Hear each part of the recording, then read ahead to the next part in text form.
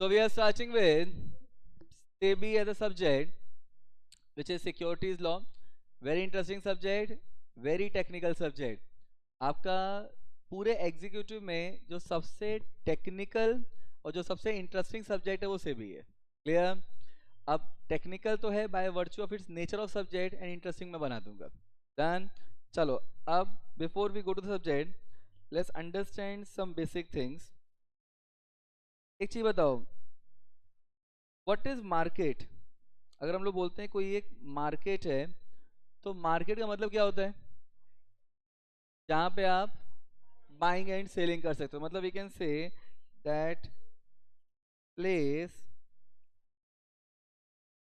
Where buying and selling takes place of goods और services. Handwriting का थोड़ा सा इशू है, बट आप बिल्कुल टेंशन मत लो. 3-4 लेक्चर में इम्प्रूवमेंट होगा आप में. ठीक है. आपकी अंडरस्टैंडिंग डेवलप हो जाती है, टेंशन मत लीजिए. तो कॉन्सेप्ट समझ लो. अब यहाँ पे तो मार्केट है क्या? तो मार्केट एक प्लेस है जहाँ पे आप बाइंग एंड सेलिंग करते हो गुड्स या सर्विसेज का. तो अब एक चीज़ बताओ, अगर हम लोग बोलते हैं फिश मार्केट, तो वहाँ क्या मिलेगा? फिश. वेजिटेबल मार्केट में क्या मिलेगा? वेजिटेबल. तो अगर मैं बात करता हूँ फाइनेंशियल मार्केट की, तो वहाँ पे when you talk about financial market, तो वहाँ पे अपने को क्या मिलने वाला है? Financial products. तो अगर हम लोग, so when we talk about, तो फाइनेंशियल मार्केट, तो it is basically a place for buying and selling of financial products. अब देखो, अब हम लोग जब यहाँ पे एक वर्ड यूज कर रहे हैं फाइनेंशियल प्रोडक्ट, तो फाइनेंशियल प्रोडक्ट किसको बोलते हैं? अगर हम लोग फाइनेंशियल प्रोडक्ट की बात कर रहे हैं, तो वी कैन से शेयर्स. तो shares is nothing but financial product. Then we can say debentures, then we can say bonds, we can say government securities, we can say there is something called treasury bill, जिसको हम लोग T bills भी बोलते हैं.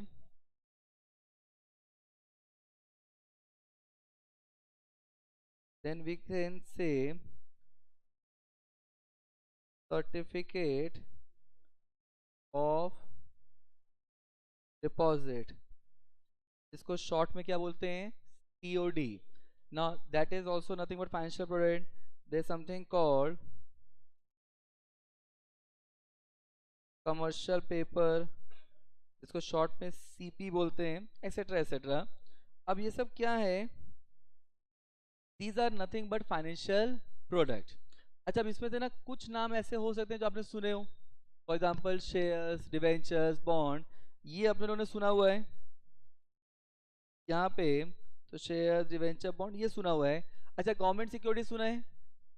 Treasury bill, certificate of deposit, commercial paper, सुना हो भी सकता है, नहीं भी हो सकता है. बट अल्टीमेटली ये है क्या? They all are nothing but financial products. अब देखो, अभी जो फाइनेंशियल मार्केट है, फाइनेंशियल मार्केट दो पार्ट में डिवाइड होता है. तो there is something called money market and there is something called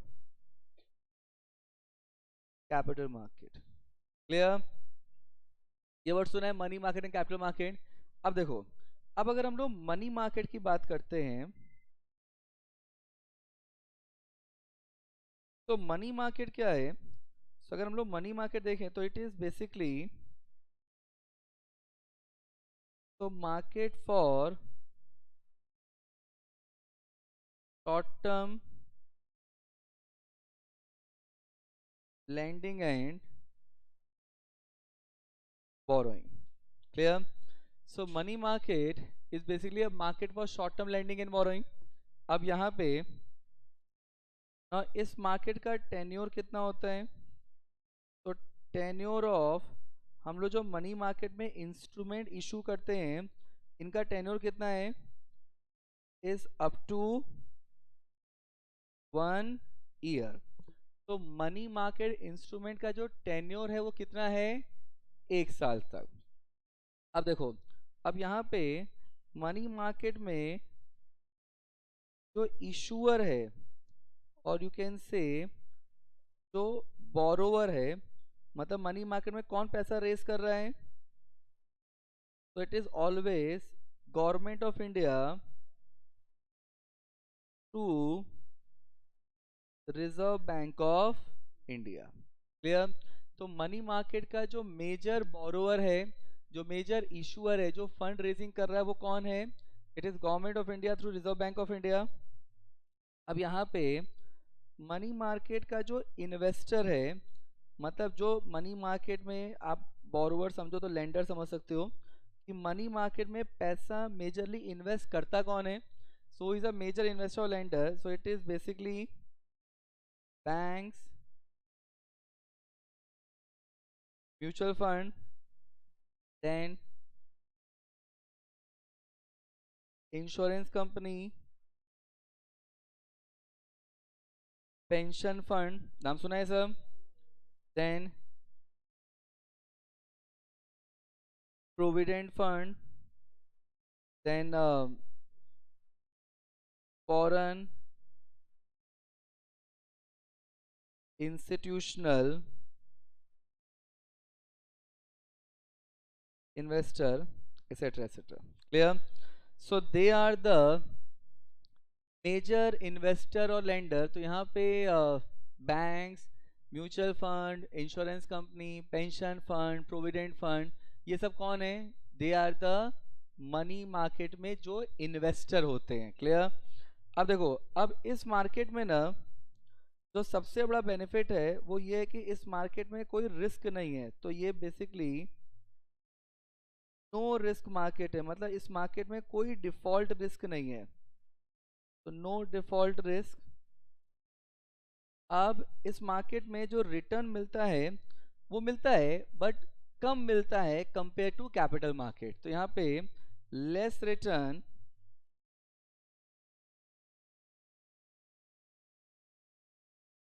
compare to capital market. अब यहाँ पे सेकेंड थिंग, जो भी रिटर्न मिलता है इस मार्केट में वो क्या है? टैक्स फ्री होता है, मतलब उसके ऊपर कोई भी टीडीएस नहीं कटता. तो यहाँ पे रिटर्न आर टैक्स फ्री, मतलब नो टीडीएस. टीडीएस वर्ड सुना है आप लोगों ने? Tax deducted at source.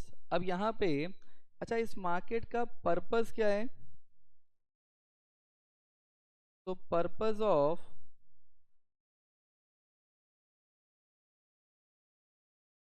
Fund raising जो है ये बेसिकली होता है not to raise fund for fiscal deficit,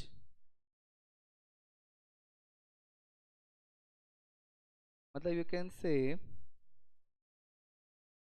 budgetary deficit. मतलब इस मार्केट में फंड रेजिंग का पर्पस क्या है? फंड रेजिंग का पर्पस है इज बेसिकली फिस्कल डेफिसिट या बजटरी डेफिसिट. अब यहाँ पे नाउ जो मेजर इंस्ट्रूमेंट हैं, तो इंस्ट्रूमेंट ऑफ मनी मार्केट अगर हम लोग देखें तो there is something called treasury bill, जिसको हम लोग टी बिल्स भी बोलते हैं. Then there is certificate of deposit, commercial paper. तो ये सब क्या हैं? These are money market instrument. यहाँ पे सर्टिफिकेट of deposit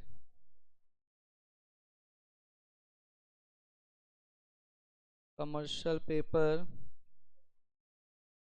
तो सीपी बोलते हैं, एक्सेट्रा एक्सेट्रा। एंड इस मार्केट में अगर अगर इस मार्केट में बैंक्स ने इन्वेस्टमेंट किया है, ध्यान सुनिए, अगर इस मार्केट में बैंक्स ने इन्वेस्टमेंट किया है तो जो भी पैसा बैंक में इन्वेस्टमेंट करता है वो एसएलआर क्वालिफाई हो जाता है। यहाँ पे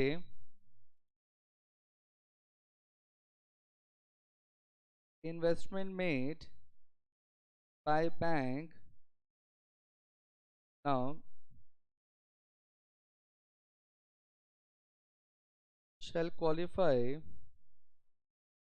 for SLR requirement। क्लियर?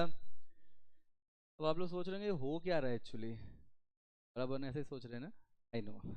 अब ना एक बार बस इसको रीड करो, आपको समझ में आया नहीं आया बिल्कुल टेंशन मत लेना, फिर हम लोग कहानी चालू करेंगे। वो कहानी चालू करने से पहले कि ये थोड़ी सी भूमिका थी, ठीक है। अब एक बार सिर्फ रीड करिए, कुछ लिखना नहीं है, सिर्फ रीड करिए, ठीक है। Read this part. तो आई बिलीव यहां तक रीड कर लिया है। Now read this part. Now I believe this much part being done. Now read this part also. अब यहाँ पे ना सी, ये तो पूरा थ्योरेटिकल पार्ट था। अब पहले समझते हैं कि मनी मार्केट इंस्ट्रूमेंट बना क्यों ना। इसमें जो एक एक पॉइंट दिए है ना, इन पॉइंट का लॉजिक क्या है, एक बार अपने को कॉन्सेप्ट समझ में आ गया ना तो हर एक पॉइंट समझ में आ जाएगा। क्लियर? अब देखो, अब यहाँ पे अगर मैं दुनिया भर की इकोनॉमीज की बात करूं तो यहाँ पे दुनिया भर की इकोनॉमीज जो है ना वो बेसिकली तीन तरीके की होती है। Now this is as per WTO। WTO word सुना है?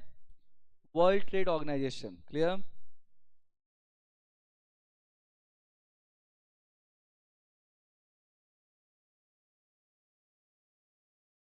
वर्ल्ड ट्रेड ऑर्गेनाइजेशन के हिसाब से दुनिया भर की जो इकोनॉमीज है ना वो तीन तरीके की होती हैं।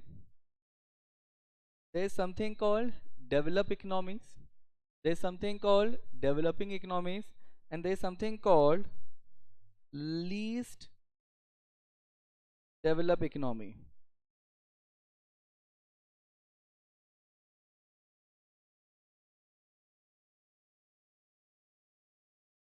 और यहाँ पे लीस्ट डेवलप जो है इसी को हम लोग बोलते हैं third world countries.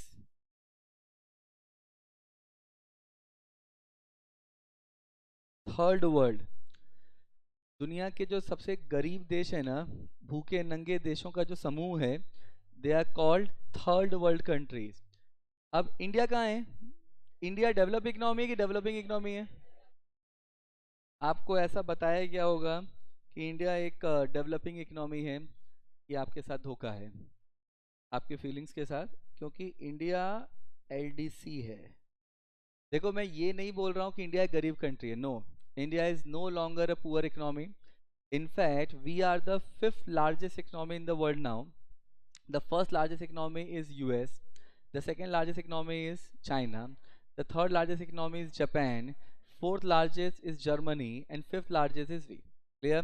So we are the fifth largest economy by 2030. Statistics ये बोलता है कि by 2030 India will become the third largest economy in the world after US and China. We are going to become the third largest economy in the world. हमारी economy currently 3.2 trillion dollar के आसपास है। Bye 2030 हम लोग 5 trillion dollar को cross कर जाएंगे and will become the fifth third largest economy in the world. हाँ, अब ये जल्दी भी हो सकता है, जैसे हमने पॉपुलेशन में पकड़ा, पॉपुलेशन में India was likely to became the world most populated country by 2025। ये स्टैटिस्टिक्स 2019 में आया था, फिर 2020 में पैंडेमिक आ गया, फिर हम लोग घर पे ही थे, फिर हमने स्पीड पकड़ी और हमने 2023 के, अच्छा उसके बाद पैंडेमिक के बाद जो रिवाइज रिपोर्ट आई उसमें था कि 2023 के एंड तक हम लोग वर्ल्ड की मोस्ट पॉपुलेटेड कंट्री बन जाएंगे। बट हम इंडियंस तो एकदम मेहनती लोग हैं, 2023 के स्टार्ट में we become the world most populated country, we have already overtaken China. Clear? So there is a great possibility कि जैसे हमने पॉपुलेशन में सारे रिकॉर्ड तोड़ दिए, वैसे हम इकोनॉमिक ग्रोथ में भी तोड़ सकते हैं, बट 2030 तक will become the third largest economy. लेकिन ये आज का सिनेरियो है, क्या इंडिया हमेशा से इतनी बड़ी इकोनॉमी रहा है? नहीं। तो देखो हम लोग ना, और हमारे काम करने का तरीका कैसे था यहाँ पे, अगर मैं इंडिपेंडेंस से इंडिया का बिजनेस करने का तरीका देखो तो देखो यहाँ पे इंडिया है, and India India because like any other third world country, हमारा जो बजट होता था ना वो हमेशा डेफिसिट होता था। You understand what is deficit budget? Deficit budget का मतलब होता है कि जिसमें एक्सपेंस जो है ना और इनकम जो है उसमें हमेशा मिसमैच ही रहने वाला है। मतलब आपका ज़्यादा क्या होने वाला है? तो expense is always more than income. Clear? ये हमारे बजट का स्टार्टिंग से ये खूबी रही है। मतलब अगर मान लो ईयर 1 में हमारी इनकम है 80 रुपीज़ और एक्सपेंस है 100 रुपीज़, तो हमारा गैप क्रिएट हो गया यहाँ पे। अब ये जो डेफिसिट क्रिएट हुआ है, कितने का डेफिसिट क्रिएट हो गया? 20 रुपीज़ का। अब हम लोग क्या करते थे, how we manage this thing since independence? तो हम लोग जाते थे वर्ल्ड बैंक के पास, हम लोग जाते थे आईएमएफ के पास, समझ रहे हैं? और हम लोग वर्ल्ड बैंक से क्या करते थे, हम लोग यहाँ से लोन लेते थे। अच्छा, जब आपने लोन लिया तो क्या ये वर्ल्ड बैंक ने आपको चैरिटी दिया है क्या? नहीं। ये लोन दिया है तो उसका रीपेमेंट करेगा ना। तो यहाँ पे हम लोग को इसका जो रीपेमेंट करना है ये होता था प्रिंसिपल प्लस इंटरेस्ट। मतलब जितना लोन लिया है उससे ज़्यादा ही रीपे करना पड़ेगा।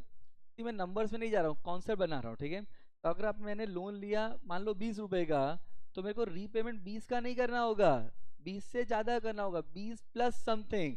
That plus is always going to be the interest component.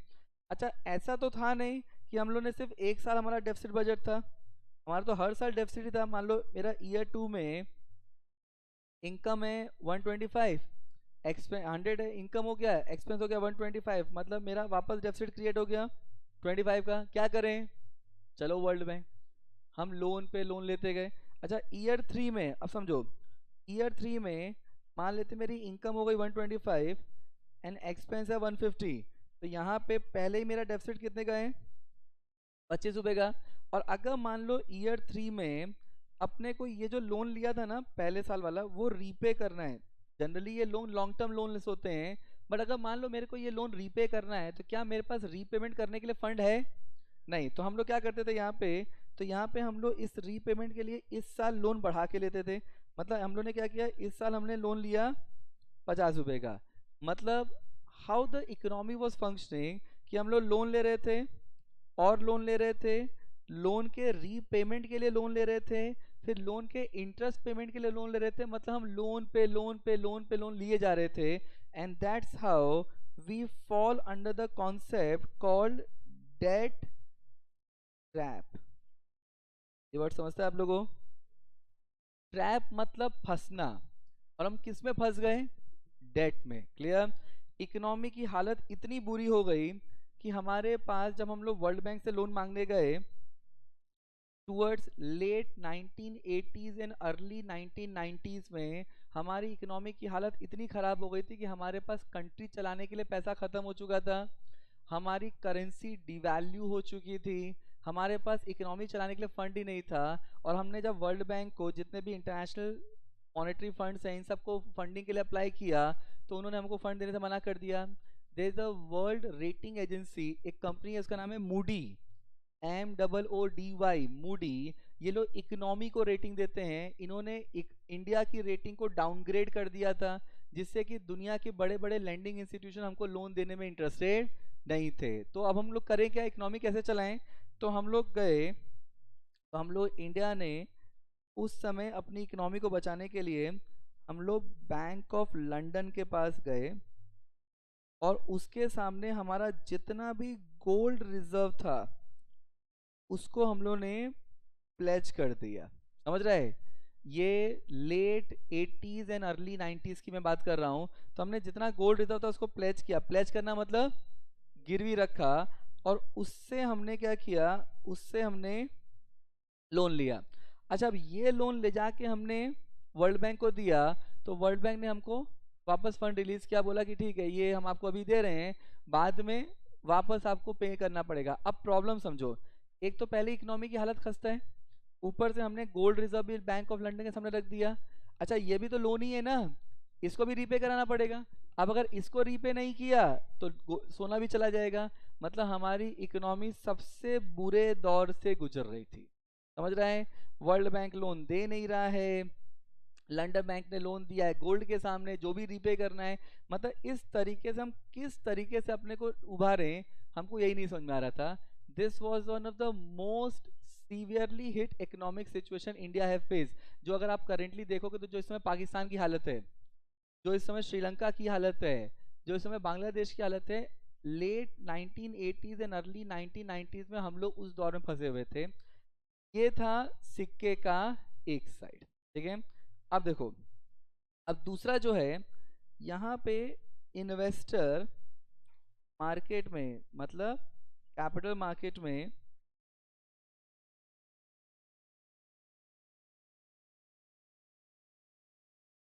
हम लोग जब कैपिटल मार्केट की बात करें तो we are talking about stock exchange. Now investor stock exchange में ह्यूज इन्वेस्टमेंट कर रहे थे। अच्छा ये लोग क्यों ह्यूज इन्वेस्टमेंट कर रहे थे? क्योंकि मार्केट आपको जब रिटर्न देता है ना, तो मार्केट आपको बहुत हाई रिटर्न देता है। मतलब मार्केट एक ऐसी प्लेस है कि जब वो आपको देगा तो छप्पर फाड़ के देगा, और जब लेगा तो कपड़े उतार के ले लेगा, ठीक है। पूरा आपको साफ कर देता है मार्केट। अगर आपको मार्केट में लॉस हुआ और प्रॉफिट हुआ तो जबरदस्त प्रॉफिट होता है। I give some example. Now एक एक इन्वेस्टर हैं, उनका नाम है वॉरेन बुफेट। नाम सुना है आप लोगों ने?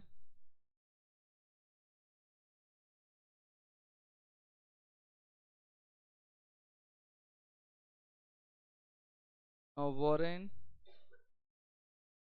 बुफेट कहाँ के हैं ये? हम्म, बर्क्सवे हैथवे के ओनर हैं। क्लियर। अब वॉरेन बुफेट जो है ना, इनकी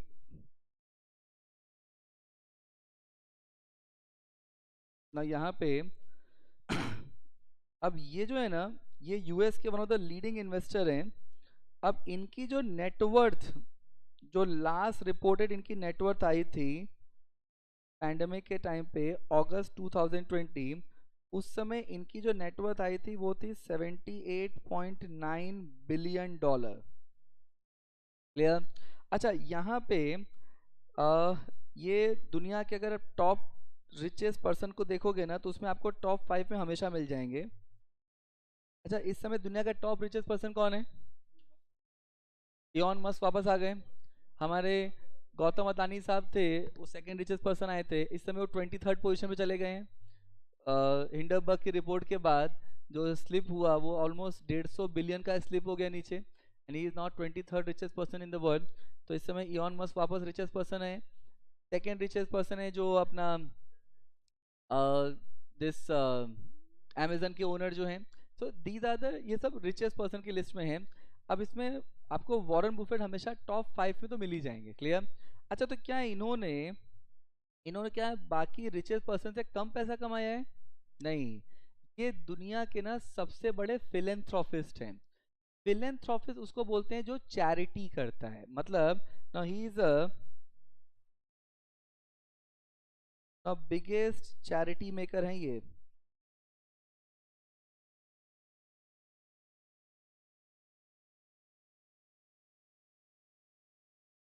ना इन्होंने ना अपनी ना 80% जो फंड है वो डोनेट कर दिया है, समझ रहे हैं। 80% फंड डोनेट किया है, तो ये जो माल उनके पास बचा हुआ है, ये कितना है? ये सिर्फ उनका 20% है। मतलब सोचो, अगर इन्होंने चैरिटी नहीं किया होता तो इनके पास जो पैसा होता ना, दुनिया का कोई भी रिचेस्ट पर्सन उस पैसे के आस पास तक नहीं पहुंच सकता। इतना पैसा इन्होंने कमाया है, 78.9 बिलियन डॉलर। ये भी अगस्त 20 का है।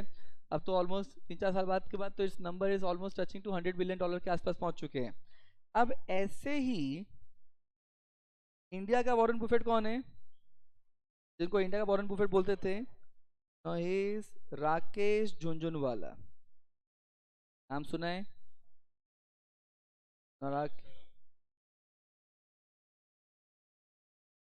ये जो राकेश झुनझुनवाला जी जो हैं ना, अगर आप लोगों ने अगर आप लोगों ने हर्षद मेहता द स्कैम देखा होगा ना, तो उसमें उसमें राकेश झुनझुनवाला के बारे में भी दिखाया है कि वो एक बेयर गैंग को, 3 लोग थे बेयर गैंग में। उसमें जो हेल्दी सा पर्सन था ना, that person was Rakesh Jhunjhunwala. उसके संग एक और पर्सन दिखाया है जो कि डीमार्ट के ओनर हैं, राधा कृष्ण दमानी। तो यहाँ पे अब राकेश झुनझुनवाला जो थे नाउ इनकी कंपनी का नाम था रेयर एंटरप्राइज। नाउ ये जो पर्सन है ना, now this Rakesh Jhunjhunwala, now he is chartered accountant bye qualification, लेकिन इनको न टैक्स में इंटरेस्ट था, न ऑडिट में इंटरेस्ट था, इनको सिर्फ पैसे में इंटरेस्ट था। और ये मार्केट में इन्वेस्टमेंट करते थे। अच्छा, ये इतनी गरीब फैमिली से आते थे कि एक टाइम पे इनके पास सेकंड क्लास लोकल ट्रेन में ट्रैवल करने का पैसा नहीं हुआ करता था। ये अपने फ्रेंड से पैसा बोरो करते थे। जब ये सीए कर रहे थे, तो सीए की आर्टिकलशिप होती है ना, तो आर्टिकलशिप के टाइम पे इनको जो स्टाइपेंड मिलता था, उस स्टाइपेंड को ये सेव करते थे और उससे ना मार्केट में एनालिसिस करके पैसा इन्वेस्ट करते थे। अच्छा, मार्केट एनालिसिस बहुत अच्छा करते थे, तो इन्होंने थोड़ा पैसा बनाया।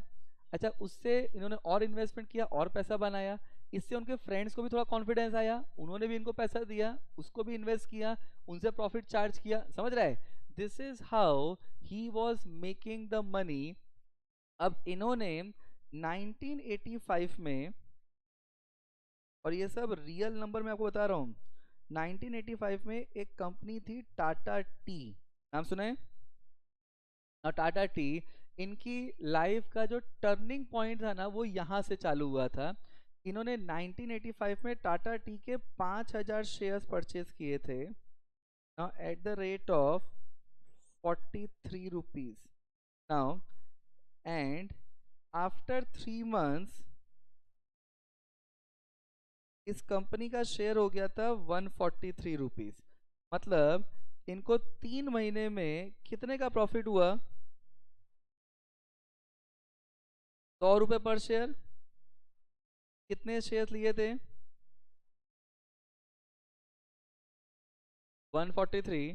तो कितने शेयर थे? 5,000 शेयर। तो 100 रुपये के हिसाब से अगर इसको निकाला जाए तो ये कितना हो गया? 5 लाख। ये बात मैं कब कब कर रहा हूँ? 1985।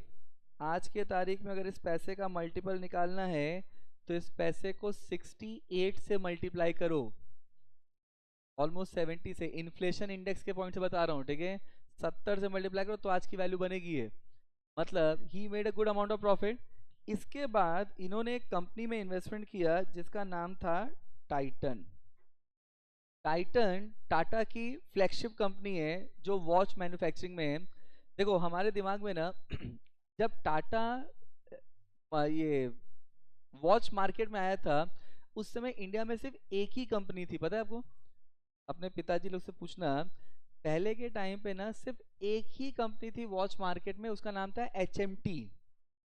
HMT जो थी वो नेहरू जी ने चालू किया था इन कोलैबोरेशन, मतलब गवर्नमेंट ऑफ इंडिया ने, it's a government owned company थी, वो कोलैबोरेशन में था with Japan based company call citizen. Citizen company का नाम सुना है? उसके साथ कोलैबोरेट करके HMT बनाया था। अब HMT जो कंपनी थी, जो गवर्नमेंट की थी, वो एक एक यू कैन से बहुत ही ओल्ड आउटडेटेड फैशन की कंपनी थी। 3-4 डिजाइन होते थे, वॉच हैवी होती थी, मेटल की वॉच होती थी, मतलब वो बैटरी से नहीं चलती थी, आपको उसमें चाबी भरनी पड़ती थी। टाटा हैव आइडेंटिफाइड कि this is a good area where they can invest, and Tata ने उस एरिया में एंटर किया and they became a market leader. आज भी हम लोग जब वॉच की बात करते हैं ना, तो हमारे दिमाग में कौन सी आज, देखो आज जो हम लोग वॉच मार्केट देख रहे हैं जिसमें फॉसिल है, जियोडानो है, ये सब वॉच मार्केट नहीं है, ये तो फैशन ब्रांड्स हैं। मैं बात कर रहा हूँ 1980s 90s की। उस समय सिर्फ Titan was a market leader. अब इन्होंने टाइटन के शेयर्स परचेज किए जब टाइटन का फेस वैल्यू था 10 रुपये पर शेयर, मार्केट प्राइस था 3 रुपये पर शेयर। उस समय इन्होंने टाइटन के 6 करोड़ शेयर्स परचेज किए, समझ रहे हैं? 6 करोड़ शेयर्स इन्होंने बाय किए, और ये बात है 2002-2003 की। अच्छा, अगर इन्होंने 6 करोड़ शेयर परचेज किए तो इन्होंने कितना खर्चा किया? 3 रुपए के भाव में 6 करोड़ शेयर परचेज किए, कितना खर्चा हुआ? मतलब 18 करोड़ रुपए का इन्वेस्टमेंट किया। And then in 15 years time period, मतलब 15 साल में देखो क्या टर्न अराउंड हुआ है। 2017-18 ना, ये जो टाइटन के शेयर जो इन्होंने 6 करोड़ शेयर्स लिए थे विद 2 करोड़ बोनस शेयर, ये कंपनी बोनस शेयर देती है, बोनस शेयर समझते हैं आप लोगों? ना, कंपनी ने बोनस शेयर्स दिया, तो ये जो 6 करोड़ शेयर थे कितने करोड़ शेयर बन गए? 8 करोड़ शेयर्स। इन्होंने ये 8 करोड़ शेयर्स को 2017-18 में सेल किया जब market price was 625 rupees per share. अब आप 8 करोड़ को 625 पर शेयर से मल्टीप्लाई करिए, कितना आ रहा है? तो इतना तो काउंटिंग ही नहीं आता। 8 crore into 625, I think the number will come something 5000 crore plus के ऊपर आएगा। 5000 करोड़ प्लस। अब एक चीज बताओ, अगर आपने, अच्छा इन्वेस्टमेंट कितना किया था? 18 करोड़, और रिडम्पशन वैल्यू कितनी मिली? 5000 करोड़। कितने पीरियड में? 15 ईयर्स में। अगर ये 15 ईयर्स में इन्होंने मान लो बैंक में एफडी कर दी होती, तो क्या 18 करोड़ 5000 करोड़ बन जाता? कितना बनता? 18 करोड़ का 15 साल में अगर मैं एफडी करता कितना बनता मेरा? 36 करोड़ बन जाता, 72 करोड़ बन जाता, 4 गुना हो जाता। इससे ऊपर तो नहीं होता। क्या कोई भी बैंक, ये मान लेता हूं मैं 72 करोड़ होता है, वो भी मैक्सिमम बोल रहा हूं मैं, और ये भी होने वाला है नहीं, क्या कोई भी बैंक आपको एफडी में 18 करोड़ का 15 साल में 5000 करोड़ बना के दे सकता है? नहीं, ये सिर्फ मार्केट दे सकता है। मतलब मार्केट जब आपको देता है ना, तो छप्पर फाड़ के देता है। और इसके बाद तो ये इतने बड़े इन्वेस्टर बन गए ना, कि ये ना अगर आके, राकेश झुनझुनवाला इतने बड़े इन्वेस्टर थे कि अगर ये आके ना सीएनबीसी पे ऐसा बोल दें, ऐसा बोल दें कि ये कंपनी अच्छी लग रही है, सिर्फ ऐसे बोल देना ये कंपनी अच्छी लग रही है, तो प्राइस ही बदल जाते थे। लोग बोलते थे राकेश झुनझुनवाला बोला अच्छी लग रही है मतलब परचेज करो ना। हालत ऐसी थी, एक कंपनी है वीआईपी इंडस्ट्रीज, नाम सुना है? बैग्स वैग्स बनाते हैं ये लोग। इस कंपनी का शेयर प्राइस चल रहा था 58 रुपीज पर शेयर। इन्होंने आके बोला कि ये कंपनी अच्छी लग रही है, सिर्फ ये बोला था, और 1 घंटे के बाद मार्केट में प्राइस था 725 रुपीज पर शेयर। समझ रहे? सिर्फ ये बोला ना अच्छी लग रही है, तो इन्वेस्टर टूट पड़ते थे कि लाइक ये तो परचेज करना ही पड़ेगा बिकॉज राकेश झुनझुनवाला ने बोला है। और अगर ये बोल दे कि ये कंपनी अच्छी लग रही है और इस कंपनी में वो ना थोड़ा इन्वेस्टमेंट करते हैं, मतलब कुछ शेयर्स परचेज कर लें, तब तो नंबर ही बदल जाते थे। एक कंपनी है वालचंद। ये वालचंद का जो शेयर चल रहा था वो अराउंड 825 रुपीज के आसपास का शेयर था। नाउ 825 पर शेयर चल रहा था।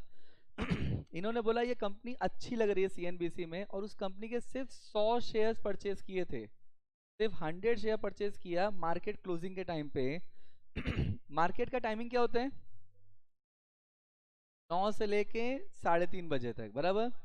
इन्होंने इन्होंने मार्केट में सर्टेन शेयर परचेज किए, 100 शेयर परचेज किया, और जब नेक्स्ट दिन मार्केट खुला तो वालचंद के शेयर का प्राइस था 11,500 रुपये पर शेयर। मतलब इनको ना बड़ी बड़ी कंपनी के प्रमोटर्स पैसा देते थे कि सर आप जाके बोल दो अच्छी लग रही है, बस आप जाके बोल दो अच्छी लग रही है, शेयर्स के वैल्यू खुद ही बदल जाएंगे। Now this is something. अच्छा, यहाँ पे ये इतने बड़े इन्वेस्टर हो गए थे कि पैंडमिक से पहले ना ऑस्ट्रेलिया का एक फंड है मैक्यूरिन, गूगल पे लिखोगे मैक्यूरिन मिल जाएगा। इनके ना हर 3 से 4 साल में इनके पोर्टफोलियो को देखने की बिडिंग होती थी। मतलब राकेश झुंझुनवाला ने कहाँ इन्वेस्टमेंट किया है सिर्फ ये देखने को मिल जाए, बाकी वो लोग खुद कर लेंगे, इसको देखने की बिडिंग होती थी। प्री पैंडमिक जो लास्ट ऑक्शन हुआ था उसमें मैक्यूरिन करके एक फंड था, उसने इनके पोर्टफोलियो को देखने की बिडिंग के लिए 153 करोड़ पे किए थे। मतलब ये इतने बड़े इन्वेस्टर हो गए थे, समझ रहा है? मतलब मार्केट जब देता है तो छप्पर फाड़ के देते हैं। अच्छा, उसके बाद इन्होंने इतना पैसा कमा लिया था कि ये एविएशन बिजनेस में आ गए थे, एयरलाइन बिजनेस में आए थे। That was the time when he expired. जब वो लॉन्च होने वाला था बिजनेस उस समय इनकी डेथ हुई थी। बट प्राइमा फेसी जब तक ये इंडस्ट्री में थे अपने आप में किंग थे। मतलब मार्केट जब देगा तो छप्पर फाड़ के देगा। अब मैं आपको एक दुख भरी कहानी सुनाता हूँ खुद की, ठीक है? अब ध्यान से सुनना, इस कहानी में बोले हुए हर एक अल्फाज सच है, ठीक है? नाउ अब देखो मार्केट जब लेता है ना तो पूरा ही साफ कर देता है आपको। मैं बॉम्बे आया था, ये मैं कम से कम 50,000 बार बता चुका हूँ, इन जुलाई 2006 को, ठीक है? मैं बॉम्बे आया था with my half C S degree, मतलब आप लोग के फेज में ही था, इंटरमीडिएट कंप्लीट करके मैं बॉम्बे आया था, that is C S inter और C S executive, for my internship. And I joined a company call radio Mirchi. तो मैंने कंपनी ज्वाइन किया रेडियो मिर्ची। अब रेडियो मिर्ची जो है ना, ये टाइम्स ऑफ इंडिया का पार्ट है, it is a part of times of India group, clear? अब टाइम्स ऑफ इंडिया के ग्रुप का पार्ट है और मैंने इस कंपनी में ज्वाइन किया था रेडियो मिर्ची। एंड इस कंपनी में मेरी जो ज्वाइनिंग हुई थी वो थी मैनेजमेंट ट्रेनी के रूप में, जो आपको भी करना होगा ना, तो मैनेजमेंट ट्रेनी। एंड जो मेरा स्टाइपेंड था जो आपको, वो था स्टार्टिंग स्टाइपेंड था मेरा 6,000 रुपये पर मंथ। अच्छा, एक चीज़ याद रखना, ये बात मैं कर रहा हूँ अगस्त 2006 की। एंड मेरा जब आर्टिकलशिप ख़त्म हुआ, हम लोग के टाइम पे ना 15 मंथ्स की आर्टिकलशिप करनी पड़ती थी, जो कि अब बढ़ा के इंस्टीट्यूट ने 21 मंथ्स की ट्रेनिंग कर दिया है। तो you have a EDP and then you have a 21 months training and all that. तो हम लोग के टाइम पे ये 15 मंथ्स की ट्रेनिंग थी। तो जब मेरी आर्टिकलशिप ख़त्म हुई थी ना, उस समय मेरा जो स्टाइपेंड था वो था 25,000 रुपये। अगर आपको कोई भी ऐसा बोले ना कि स्टाइपेंड आर्टिकलशिप के टाइम पे नहीं बढ़ती, तो उसको सीधा मेरा नंबर दे देना, सीधा। मैं डॉक्यूमेंट्री एविडेंस के साथ प्रूफ कर सकता हूँ कि स्टाइपेंड बढ़ती है। If you are performing well in your organisation, 100% stipend बढ़ती है। मेरी खुद की बढ़ी है, 15 महीने में 6,000 से मेरी स्टाइपेंड बढ़ के 25,000 हो गई थी, ठीक है? अब तो मैंने as a management trainee join किया, और मेरी जो पहली सैलरी थी तो 2007 में, और मेरी जो फर्स्ट सैलरी थी मेरे को अपॉइंट किया गया, मैं मेरी ट्रेनिंग ख़त्म हुई और ट्रेनिंग ख़त्म होते ही कंपनी ने मेरे को एब्जॉर्व कर लिया और मेरे को as a C S appoint किया गया था of subsidiary company of Radio Mirchi. Starting में मैं सब्सिडरी कंपनी का सी एस था, और मेरी जो स्टार्टिंग सी टी सी थी, सी टी सी समझते हैं आप लोगों? सी टी सी, ये जो सब्सिडरी कंपनी थी इसका नाम था टाइम्स इनोवेटिव मीडिया। अब जो मेरी स्टार्टिंग सैलरी थी ना, सीटीसी, सीटीसी का मतलब होता है कॉस्ट टू कंपनी, ये था मेरा 10 लाख पर एनम। मतलब मेरी फिक्स सैलरी जो आती थी वो था 8 लाख, और जो मेरा बोनस था, बोनस मिलता है ना साल में ईयर एंड में, वो था 2 lakh. This was my starting salary. ये बात मैं कर रहा हूँ 2007 की। आज हम लोग कहाँ खड़े हैं? 2023 में, बराबर। मतलब इस बात को कितने साल हो गए? ऑलमोस्ट 16 ईयर्स, 16 ईयर्स हो गए। नाउ 16 ईयर्स पहले की बात है. I was 21 years at that time. I am 37 now. ना 21 ईयर के लड़के को, अच्छा मेरे जो इन हैंड सैलरी थी, मतलब ये जो 8 लाख पर एनम है, तो मेरा टोटल जो सैलरी इन हैंड आता था वो आता था मेरा कुछ 65,000 पर मंथ. अब अगर किसी 21 साल के बच्चे को 65,000 रुपये सैलरी मिल रही है तो नॉट अ बैड नंबर. और मेरा एक्सपेंस जो था पर महीने का वो 5,000 रुपये था. मतलब मेरी हर महीने 60,000 रुपये की सेविंग थी. मतलब गर्लफ्रेंड थी नहीं मेरी, तो कहते हैं ना, तुम होती तो ऐसा होता, तुम होती तो वैसा होता, बट तुम नहीं होती तो पैसा होता. ठीक है.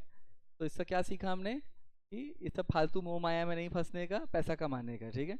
अब यहाँ पे मेरी हर महीने 60-60 हज़ार रुपये की सैलरी बच रही थी.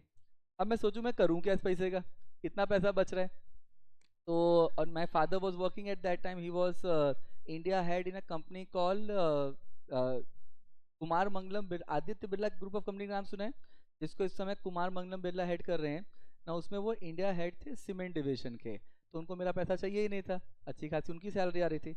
तो मेरा हर महीने ना 60-60 हज़ार रुपये इकट्ठा हो रहा था.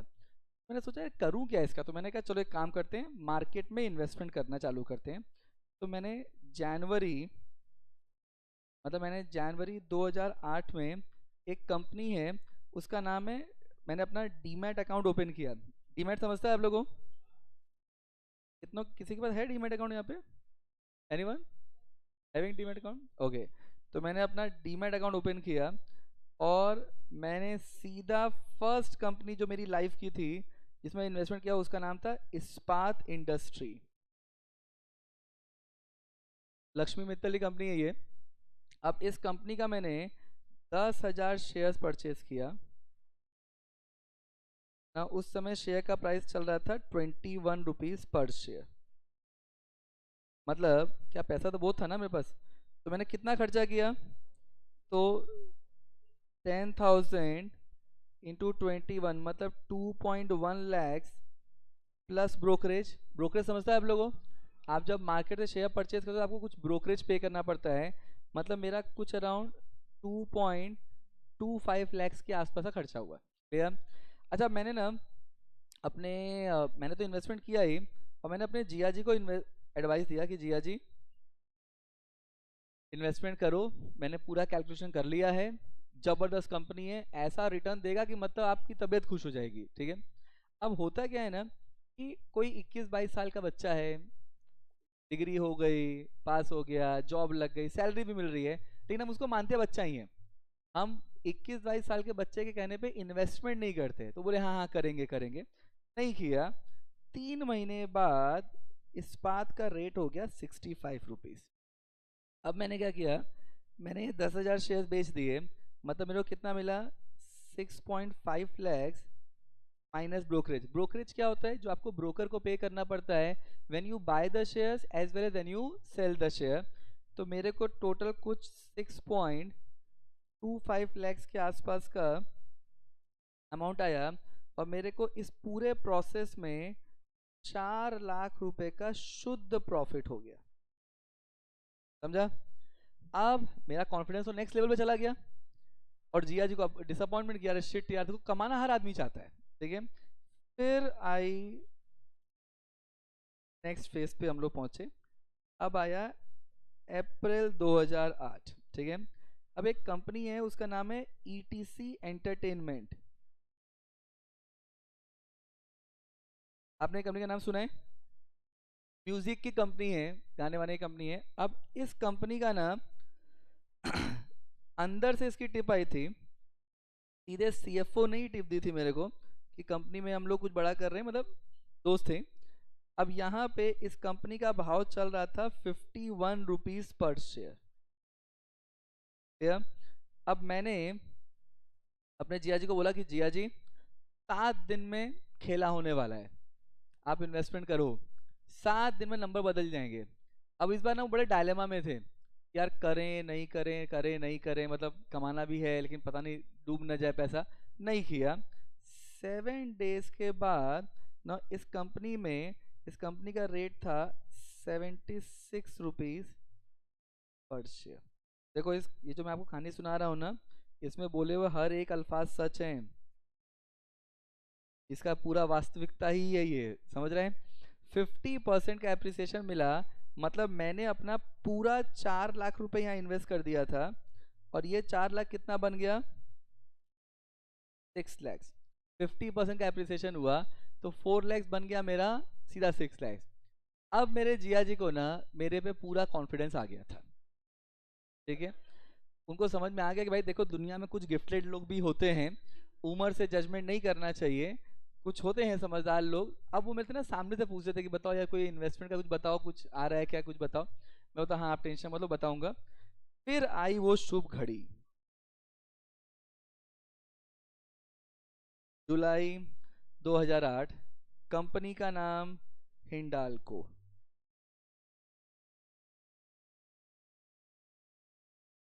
अब हिंडाल्को का उस समय ना मार्केट प्राइस चल रहा था 172 रुपीज पर शेयर, समझ रहे हैं हिंडाल्को कंपनी। अब इस कंपनी का जो एक्सपेक्टेड प्राइस था, एक्सपेक्टेड मार्केट प्राइस जो हम लोग देख रहे थे हिंडाल्को का, now that was something in 2 to 3 months में, now that was approximately around 375 पर share. Now this was expected price. और इस बार ना मैंने अपने जिया जी को, अच्छा उस समय there is term call Sensex, नाम सुने, बॉम्बे स्टॉक एक्सचेंज के, बॉम्बे स्टॉक एक्सचेंज के इंडेक्स को बोलते हैं सेंसेक्स ना। उस समय जो सेंसेक्स था ना, ना वो सेंसेक्स वाज अराउंड 21,000 के इंडेक्स पे चल रहा था, एंड एक्सपेक्टेड था, जो कि इस समय सेंसेक्स कुछ अराउंड 60,000 इंडेक्स पे चल रहा है। तो ये बात है जुलाई 8 की। नाउ सेंसेक्स वाज 28,000 के इंडेक्स पे था, एंड एक्सपेक्टेड था कि ये 30,000 इंडेक्स को प्लस हो जाएगा बाय अक्टूबर 2008, समझ रहे हैं। Now this was expected, this was in July 2008। अब इस बार ना मैंने अपने जिया जी को मोटिवेट करने के लिए उनको मोटिवेट किया कि जिया जी यही कंपनी है जो आपकी लाइफ बदलने वाली है। और मैंने इस बार उनको मोटिवेट करने के लिए कुछ थोड़ा औकात से ज़्यादा बात कर ली। मैंने उनको बोला कि देखो मैं आपको हर बार समझाता हूँ, कुछ समझ में कुछ आता है नहीं, ठीक है। मैंने बोला कि हर बार मैं बोलता हूँ लेकिन यही कंपनी है, इस बार आप इन्वेस्टमेंट करो, मेरी गारंटी है कि पोर्टफोलियो बदल जाएगा। नंबर्स ऐसे बदलेंगे कि आपने कभी सपने में नहीं सोचा होगा। आप खुद के पोर्टफोलियो को पहचान नहीं पाओगे, और जिंदगी भर याद करोगे आप मेरे को। मैंने तो सारी बातें अच्छे कंटेक्स्ट में बोली थी, सब कुछ अच्छा जा रहा था। और उन्होंने क्या किया, उन्होंने उनका ना ये मोबाइल के टावर्स लगाते हैं ना, उसका बिजनेस है। ये लोग क्या करते हैं, जब कोई टेलीकॉम कंपनी इनको ऑर्डर देता है तो पहले 10-12 लाख रुपए की सिक्योरिटी डिपॉजिट देना पड़ता है, फिर इसमें 30-40 लाख रुपए का उनका खर्चा होता है, और फिर टेलीकॉम कंपनी जैसे एयरटेल जितने भी हैं ये लोग खुद इंस्टॉलेशन नहीं करते, ये लोग उसके सर्विस प्रोवाइडर रखते हैं, और फिर उनको 60-70 लाख रुपए रिलीज कर दिया जाता है। तो जो 10 लाख रुपए का जो सिक्योरिटी डिपॉजिट होता है बिडिंग करने के लिए, तो उनके पिताजी ने उनको दिया कि जाओ ये BSNL का टावर आने वाला है उसमें बिड करो। उन्होंने वो न करके सीधे 10 लाख रुपए का हिंडाल्को ले लिया, ठीक है। तो ऐसा नहीं कि सिर्फ जिया जी को मैंने फंसाया था, तो जिया जी ने लिया 10 लाख का हिंडाल्को, और मैंने भी लिया था। मैंने अपना पूरा 6 लाख रुपए हिंडाल्को में डाल दिया। एक्सपेक्टेड था कि हिंडाल्को डबल से ऊपर चला जाएगा, 172 से सीधा 375 पहुंच जाएगा, मतलब ये जो 10 लाख है सीधा 25 लाख बन जाएगा, मेरा 6 लाख सीधा 15 लाख बन जाएगा, ऐसा कैलकुलेशन जा रहा था। सब कुछ बराबर जा रहा था। इसी बीच में अक्टूबर 2008 में US में एक कंपनी है गोल्डमैन सैच, नाम सुना है। ये दुनिया की and there was a company call Lehman Brother, दुनिया की सबसे पुरानी कंपनीज में से है, 150 साल पुरानी कंपनी थी। लेमन ब्रदर डूब गई, लेमन ब्रदर डूब गया, और गोल्डमैन सैच जो है इसको बैंक ऑफ अमेरिका ने बचा लिया। अब बैंक ऑफ अमेरिका ने इसका बेल आउट टेक ओवर किया था। अब बेल आउट टेक ओवर क्या होता है ये आपको टेक ओवर में पढ़ा दूंगा। मतलब आप एक लॉस मेकिंग कंपनी को बचाने के लिए आप जो एक्विजिशन करते हो that is called bail out take over. तो गोल्डमैन सैच को तो बेल आउट टेक ओवर में बचा लिया गया, लेकिन लेमन ब्रदर डूब गया। और लेमन ब्रदर के डूबते ही वर्ल्ड इकोनॉमी जो थी ना वो सीधे कोलैप्स हो गई। मतलब इफेक्ट इतना बुरा आया वर्ल्ड इकोनॉमी सीधा धड़ाम से नीचे गिरी। अच्छा इसका इफेक्ट जो आएगा वो तो पूरे ग्लोबल मार्केट में भी आएगा। अच्छा मार्केट में इफेक्ट ये आया कि जो सेंसेक्स हम लोग एक्सपेक्ट कर रहे थे कि 30,000 क्रॉस कर जाएगा, ये सेंसेक्स सीधे लुढ़क के 6,000 पे आ गया। मतलब सेंसेक्स जो था 21,000 इंडेक्स से सीधे लुढ़क के 6,000 पे आ गया। एंड हिंडाल को जिसका प्राइस चल रहा था 172 रुपीज, जो हम लोग एक्सपेक्ट कर रहे थे कि 375 क्रॉस कर जाएगा, वो सीधा 31 रुपीज पे आ गया। समझ रहे हैं? 31 पर शेयर, मतलब it is just 15% of the value. ये सिर्फ 15% ऑफ द इन्वेस्टमेंट वैल्यू था। मतलब जो जिया जी ने 10 लाख रुपए लगाया था ना वो बन गया 1.6 लाख, और जो मैंने लगाया था वो बन गया 90,000 रुपए। मार्केट ऐसे टूटता है। अच्छा मेरे जिया जी टेंशन में आ गए। 2-3 दिन के बाद बड़े भावुक होकर मेरे को फ़ोन किया, एकदम इमोशनल हो गए कि यार तुमने जो जो बात बोली थी सब सच हो गई। मैंने कहा मतलब? बोले तुमने बोला था कि आप अपना पोर्टफोलियो पहचान नहीं पाओगे, पहचान नहीं पा रहा हूँ। तुमने बोला नंबर बदल जाएंगे, बदल गए। तुमने बताया कि आप जिंदगी भर मेरे को याद करोगे, जिंदगी भर याद करूंगा। बोले यार मैंने तुम्हारी बहन से शादी की थी, भगा के थी ना लेके गया था। 2008 का दिन है और आज का दिन है। आज मैं बोलता हूँ कि जिया जी एक कंपनी है इसमें इन्वेस्टमेंट करना है, सुनोगे? बोलते लो अपनी बहन से बात करो। अब अच्छा यहाँ पे मैं तो रुका नहीं, मैंने 90,000 में इन शेयर्स को बेच दिया, ह्यूज लॉस लिया। और उसके बाद एक कंपनी है एवर रेडी बैटरी, नाम सुना है ना? ये एक बैटरी मेकिंग कंपनी है। उस कंपनी के मैंने शेयर परचेज किए 2008 दिसंबर में। उस कंपनी के शेयर का प्राइस चला था 11 रुपये, और 2009 अक्टूबर में उसका प्राइस था 65 रुपये, 65 रुपीज़। सारा शेयर बेच दिया, डीमैट बंद कर दिया। मैंने कहा सारा डीमैट चालू रहेगा मेरा, मैं करता ही रहूँगा। अब देखो इस पूरे प्रोसेस में हमने सीखा क्या? मार्केट कभी भी कैलकुलेशन पे नहीं चलता, ठीक है? मार्केट सेंटिमेंट्स पे चलता है। मतलब अगर मार्केट में देखो, मार्केट बढ़ता कब है? जब कलेक्टिवली पब्लिक को लगता है कि कोई कंपनी के शेयर फ्यूचर में बढ़ेंगे, तो लोग आज क्या करेंगे? आप क्या करोगे आज? आप उसका परचेज करना चालू करोगे। एंड जब कलेक्टिव बाइंग होगा तो वैल्यू पर शेयर बढ़ जाएगा, क्योंकि सप्लाई तो उतनी ही है। अगर डिमांड बढ़ेगी तो प्राइस बढ़ जाएगा, और अगर डिमांड कम होगी तो प्राइस नीचे आ जाएगा। ये समझा? अच्छा हम लोग को लगता है, जैसे फॉर एग्जांपल अभी रशिया यूक्रेन वॉर चल रहा है, हम लोग को लग रहा है यूएस में इतनी जॉब्स जा रही हैं, आप लोगों ने पढ़ा ही होगा। गूगल ने फर्स्ट राउंड में अमेजन ने फर्स्ट राउंड में 18,000 लोगों को निकाल दिया। अभी सेकेंड राउंड में 11,000 और लोगों को निकाल दिया। मतलब बहुत जॉब कट हो रही है। गूगल में निकाला गया है, फेसबुक में निकाला गया, मतलब दुनिया भर की इकोनॉमिक्स में जॉब कट हो रही है। आपको लग रहा है कि अभी इकोनॉमिक स्लो डाउन चल रहा है, तो आप क्या कोई फालतू खर्चा करोगे? नहीं। तो अगर आपको लगता है आपके पास कुछ शेयर्स पड़े हैं, तो आप क्या करोगे? उनको बेचना चालू करोगे। अच्छा जब मतलब अगर आपको टेंशन है कि पैसा क्या होगा, तो आप बेचोगे, और जब सब कलेक्टिवली लोग बेचना चालू करेंगे तो प्राइस पर शेयर क्या हो जाएगा? कम हो जाएगा। तो प्राइस जो होता है ना शेयर्स का, वो बढ़ता या कम होता है किसके बेसिस पे? डिमांड के बेसिस पे। अगर डिमांड ऊपर जाएगी तो प्राइस बढ़ेगा, डिमांड नीचे जाएगी तो प्राइस कम होगा। और हम लोग डिमांड कब करते हैं? जब हम ये एंटिसिपेट करते हैं कि फ्यूचर में वैल्यू बढ़ेगी या कम होगी।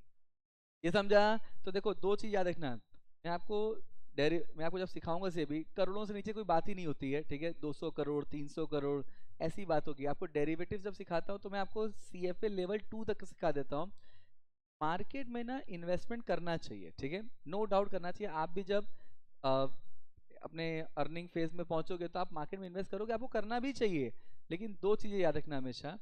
एक, मार्केट में जब आप इन्वेस्टमेंट करो ना तो कोई लोन वोन लेके इन्वेस्टमेंट मत करना। जो आपकी सरप्लस इनकम हो वो इन्वेस्ट करना।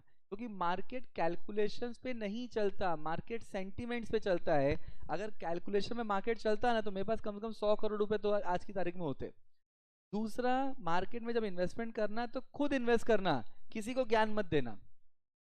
क्योंकि तुमने किसी को ज्ञान दिया ना, तो अगर उसने प्रॉफिट कमाया तो थैंक यू बोलेगा नहीं बोलेगा पता नहीं, लेकिन गाली जरूर पड़ेगी तुमको। लॉस हुआ तो गाली मिलने वाली है। अब देखो, इसका मतलब मार्केट जो है वो हाईली फ्लक्चुएटिंग एरिया है। अब एक चीज देखो, अब हम लोग कहानी के वापस कहानी पे जाते हैं।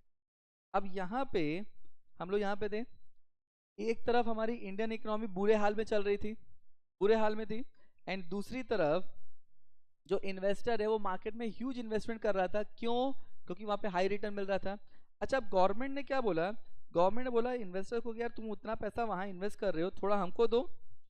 मतलब यहाँ पे इन्वेस्टर में जो बड़े बड़े इन्वेस्टर थे, वो था banks, mutual fund, insurance company, pension fund, provident fund, F I I etcetera etcetera. Clear? अब यहाँ पे जब गवर्नमेंट ने पहली बार इनसे बोला कि भाई तुम लोग मार्केट में इन्वेस्टमेंट कर रहे हो, इंस्टेड ऑफ कि आप मार्केट में इन्वेस्ट करो आप थोड़ा पैसा हमको दे दो, तो इन्होंने बोला चलो बाबा आगे बढ़ो, माफ करो बाबा आगे बढ़ो। तो गवर्नमेंट ने इनसे पैसा रेज करने के लिए उस समय ना हमारे वित्त मंत्री, फाइनेंस मिनिस्टर थे दुनिया के सबसे क्वालिफाइड इकोनॉमिक्स मनमोहन सिंह जी, पता है ना?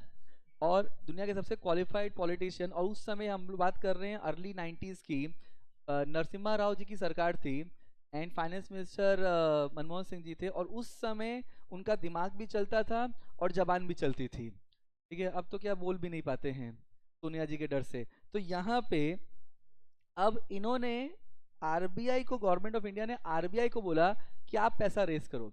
अब देखो आरबीआई ने जो काम किया ना वो काबिले तारीफ काम था। इन्होंने गवर्नमेंट सिक्योरिटीज रेस करने के लिए आरबीआई ने बोला, आरबीआई ने बैंक्स को बुलाया और बैंक्स को बोला कि भाई जो पैसा, देखो बैंकिंग सेक्टर में ना दो रेशोज होते हैं, लेट्स सी आपको पता है कि नहीं।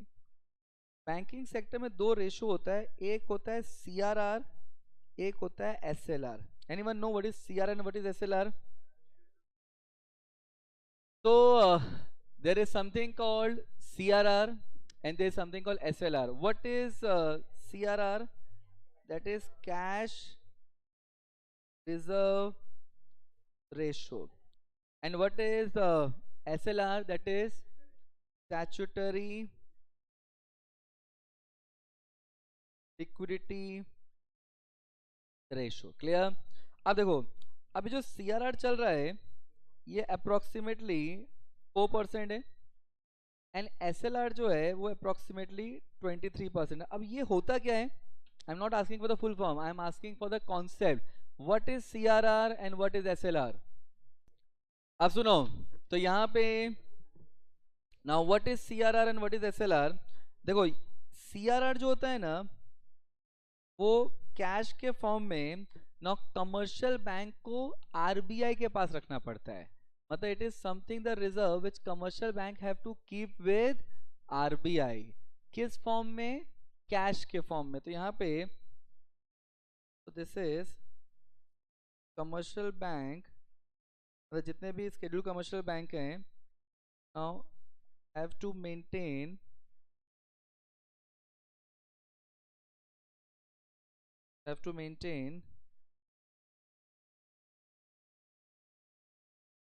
a certain amount of fund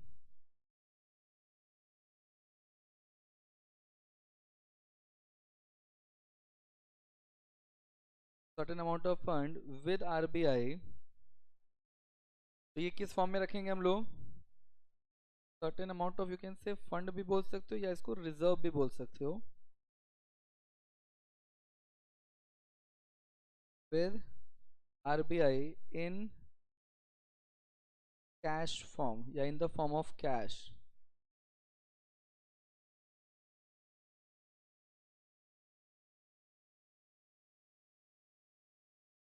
इसको बोलते हैं कैश रिजर्व रेशो। अच्छा, अभी व्हाट इज एसएलआर और एसएलआर क्यों रखा जाता है? सिंपल लॉजिक ये है, आज हम लोग ने मान लो बैंक में एफडी किया है, ठीक है, और हम सब ने मान लो एक साथ हम लोग बैंक में एफडी लेने चले गए, तो बैंक के पास उस समय उतना पैसा रहेगा, जरूरी है क्या?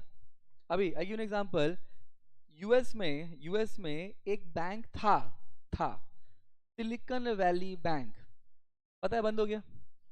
क्या हुआ था उसमें? सिलिकॉन वैली बैंक, कहानी पता है आप लोग क्या हुआ है? ए राम, कुछ पता नहीं है। जिनको पता है वेरी गुड, बट जिनको नहीं पता है, see this are the major changes taking place in the market, समझ रहे हैं? अब सिलिकॉन वैली बैंक ये क्या है, इसकी थोड़ी सी ब्रीफ कहानी सुना देता हूँ, बहुत ज्यादा तो मैं नहीं जानता था। Silicon Valley bank as the name से, देखो ये क्या है, सिलिकॉन वैली। सिलिकॉन वैली मतलब क्या हुआ कि जो स्टार्टअप्स में, सिलिकॉन वैली मतलब जैसे हम लोग बोलते हैं ना कि इंडिया का सिलिकॉन वैली बैंगलोर है, क्योंकि वहां पे स्टार्टअप्स ज्यादा होते हैं। तो silicon Valley bank basically startups का बैंक था।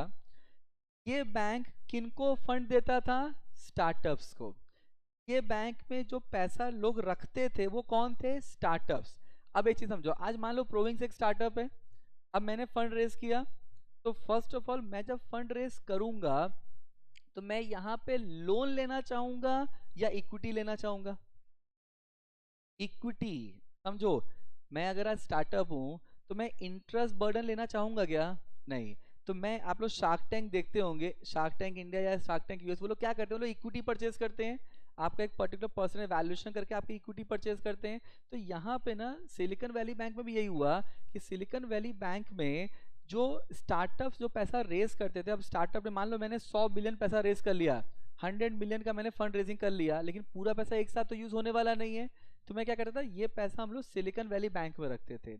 सेकेंडली, सिलिकॉन वैली बैंक में जो पैसा डिपॉजिट हो रहा था वो स्टार्टअप्स का था। अच्छा, दूसरा, ये लोग पैसा इन्वेस्ट कहाँ करते थे? या तो स्टार्टअप्स में इन्वेस्ट करते थे, या तो ये लोग वेंचर कैपिटल को फंड देते थे जो स्टार्टअप में इन्वेस्ट करता था। अब प्रॉब्लम ये हुई कि इनके पास जो डिपॉजिट पड़ा था वो ज्यादा था, और जो इन्होंने लोन दिया था वो कम था। सेकेंडली, तो जब इनके पास जो पैसा बचा हुआ था वो इन्होंने क्या किया, गवर्नमेंट सिक्योरिटीज में इन्वेस्ट कर दिया। अब रशिया यूक्रेन वॉर की वजह से गवर्नमेंट सिक्योरिटी की वैल्यू कम हो गई, और गवर्नमेंट सिक्योरिटी में वैल्यू हमेशा लॉन्ग पीरियड के लिए होती है। अब जब रशिया यूक्रेन वॉर में प्रॉब्लम हुई तो स्टार्टअप्स में फंड रेजिंग करने के लिए, जब फंड विड्रॉ करने के लिए जब इस बैंक के पास पहुंचे, तो इस बैंक ने बोला कि भाई अभी हमारे पास उतना पैसा नहीं है, आप बाद में आना। तो अगर आप स्टार्टअप हो और मैं बैंक हूँ, आपने अपना पैसा मेरे पास रखा है, और मैं आके आपको बोलता हूँ कि नहीं अभी तो पैसा नहीं है, बाद में आना, तो क्या बाद में आओगे? नहीं, आप तो टेंशन में आ जाओगे।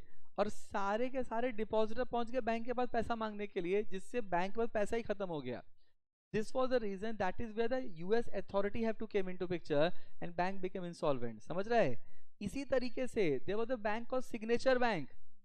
यूएस में जो दूसरा बैंक डूबा एक हफ्ते के अंदर, वो दूसरा बैंक था सिग्नेचर बैंक, जो क्रिप्टो करेंसी में डील करता है।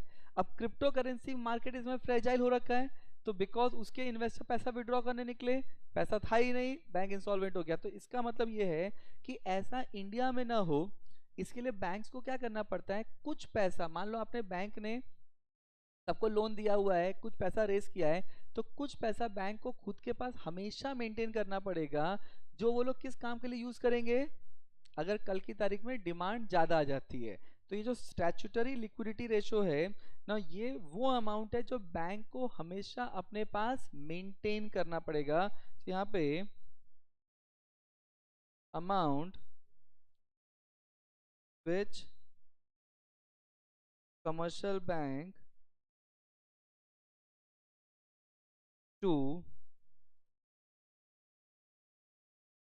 Maintain, need to maintain with themselves, किस फॉर्म में, इन लिक्विड फॉर्म।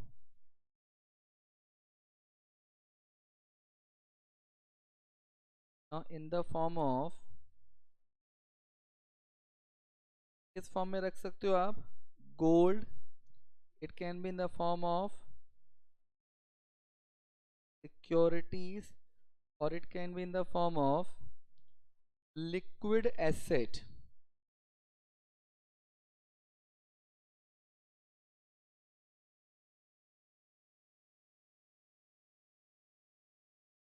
अब देखो, यहाँ पे ये लोग गोल्ड, लिक्विड एसेट रख सकते हैं, मतलब अब देखो, अब इसको अगर एक एग्जांपल समझा जाए, मतलब बैंक को ये पैसा खुद के पास रखना पड़ेगा, मतलब they have to keep with themself. ये वाला बैंक सीआरआर किसके पास रखा था? आरबीआई के पास। ये किसके पास रखा है? देमसेल्फ। मतलब क्या हुआ? अच्छा चलो एक एग्जांपल देखते हैं। मान लो आईसीआईसीआई बैंक, नाम सुने? हम मान लेते हैं बैंक जो है वो है आईसीआईसीआई बैंक। क्लियर? अब आईसीआईसीआई ने फंड रेस किया से 1000 करोड़ का फंड रेस किया। तो क्या आईसीआईसीआई इस पूरे पैसे को यूज कर सकता है? नहीं। उनको क्या करना पड़ेगा? उनको पहले इस पैसे में से सीआरआर माइनस करना पड़ेगा। अच्छा सीआरआर कितना चल रहा है? 4%। एसएलआर माइनस करना पड़ेगा। एसएलआर कितना चल रहा है? 23%। मतलब सीआरआर का 40 करोड़ माइनस करो, एसएलआर का 230 करोड़ माइनस करो, मतलब टोटल आईसीआईसीआई कितना पैसा रेस कर सकता है और यूज कर सकते हैं? That is equal to 730 crore. अब ये जो 730 करोड़ है इसको आईसीआईसीआई यूज करेगा तो बैंक के पास जो पैसा होता है बैंक उसको किस काम के लिए यूज करता है? एक तो क्रेडिट क्रिएशन के लिए, मतलब हम लोग जब बोलते हैं क्रेडिट क्रिएशन इसका मतलब लोन देने के लिए, दूसरा इन्वेस्टमेंट के लिए। अब एक चीज बताओ, ये तो 730 को यूज कर लेगा, व्हाट अबाउट दिस 230 करोड़? अच्छा ये 40 करोड़ किसके पास है? ये 40 करोड़ किसके पास है? आरबीआई के पास। तो ये तो रख दिया हम लोग ने आरबीआई के पास। अब यहाँ पे ये 40 करोड़ तो रखा है आरबीआई के पास, और ये जो 230 करोड़ ये किसके पास रखा है? With ICICI bank. मतलब ये खुद के पास ही रखा है ना। अब ये 230 करोड़ पे आईसीआईसीआई क्या इनकम कमा रहा है? कुछ कमा रहा है? इसको आप ऐसे समझो, आज आप घर जाओ, घर जाके ना आप 10 रुपए का जेब से नोट निकालो और उसको अपने घर के लॉकर में रख दो। ठीक है? 10 दिन के बाद वो 10 रुपया कितना हो जाएगा? 10 ही रहेगा ना। पैसा खुद तो ग्रो होता नहीं है, आपको पैसे को ग्रो करने के लिए क्या करना पड़ता है? इन्वेस्ट करना पड़ता है। तो जो 230 करोड़ आईसीआईसीआई के पास पड़ा है उस पे वो क्या कमा रहे हैं? कुछ नहीं। कुछ नहीं, वो तो एज इट इज पड़ा हुआ है। तो गवर्नमेंट ने क्या बोला, आरबीआई ने क्या बोला, देखो कितना मस्त दिमाग लगाया। आरबीआई ने बैंक्स को बोला कि आप ये जो पैसा पड़ा है ना आपके पास, इस पैसे को आप हमको दो और इस पैसे से आप गवर्नमेंट सिक्योरिटीज परचेज कर लो। अच्छा आप यहाँ पे अगर आप गवर्नमेंट सिक्योरिटीज परचेज करोगे तो हम उसको एसएलआर मान लेंगे। तो अगर हम उसको एसएलआर मान लेंगे तो यहाँ पे जब एसएलआर बन जाएगा तो बैंक्स के पास जो काफी बड़ा पैसा पड़ा हुआ है वो सब एसएलआर के फॉर्म में आ जाएगा। अच्छा अगर आप एसएलआर हमको ये दे देते हो तो हम आपको इसके बदले क्या देंगे? तो गवर्नमेंट आपको यहाँ पे हम आपको इनकम देंगे। अच्छा जो इनकम होगी वो टैक्स फ्री होगा, रिटर्न जो होगा वो टैक्स फ्री होगा एंड रिस्क फ्री होगा। मतलब आपको रिटर्न मिलेगा, और रिटर्न भी जो मिल रहा है वो टैक्स फ्री रिटर्न है, मतलब कोई टैक्स पे नहीं करना, और रिस्क फ्री रिटर्न है, मतलब 100% पैसा मिलेगा। आपको उतना रिटर्न नहीं मिलेगा जितना कैपिटल मार्केट में मिलता है, लेकिन आपको टैक्स फ्री और रिस्क फ्री रिटर्न मिलेगा। तो अगर आप बैंक होते और आपके पास ये जो 230 करोड़ का फंड फालतू पड़ा हुआ है, अगर आप बैंक होते और आपके पास ये पैसा पड़ा है तो क्या आप उसको इन्वेस्ट करते? एंड दैट इज वेयर सब बैंक्स का जो पैसा था वो पैसा घूम के इधर आ गया, गवर्नमेंट के पास चला गया। अच्छा फिर इन्होंने गवर्नमेंट ने क्या किया, दूसरों को पकड़ा। अब इन्होंने पकड़ा म्यूचुअल फंड को। अच्छा म्यूचुअल फंड क्या करता है? अब म्यूचुअल फंड जब इन्वेस्टमेंट करता है तो म्यूचुअल फंड स्मॉल इन्वेस्टर को टारगेट करता है या बिग इन्वेस्टर को? स्मॉल इन्वेस्टर को। देखो म्यूचुअल फंड क्या करता है इस चीज समझो। देखिए आज how this mutual fund function, देखो मैं आज मान लो मैं एक स्मॉल इन्वेस्टर हूँ, क्लियर। अब मेरे पास ज़्यादा नॉलेज नहीं है, ज़्यादा पैसा नहीं है, तो ये जो स्मॉल इन्वेस्टर होता है वो जनरली अपना पैसा कहाँ इन्वेस्ट करता है? बैंक में एफडी कर देता है। अच्छा, बैंक आपको एफडी के सामने जो इंटरेस्ट देता है वो कितना देता है? 12%। कोई बैंक नहीं देता। बैंक आपको देता है 6 से 8%। 8 भी मैंने मैक्सिमम बोल दिया, ठीक है। अच्छा, बैंक क्या करता है? बैंक इस पैसे को इन्वेस्ट करता है कैपिटल मार्केट में, क्लियर। अच्छा, बैंक आपको नाउ बैंक में हम लोग जब पैसा डालते हैं तो बैंक आपको एफडी में 8% रेट ऑफ इंटरेस्ट दे देगा। एफडी का जो रेट ऑफ इंटरेस्ट चल रहा है वो तो इसमें 7.25% चल रहा है, ठीक है। मैंने 8% भी हायर सेट पकड़ लिया। अब बैंक क्या करते हैं, इस पैसे को कैपिटल मार्केट में इन्वेस्ट करते हैं।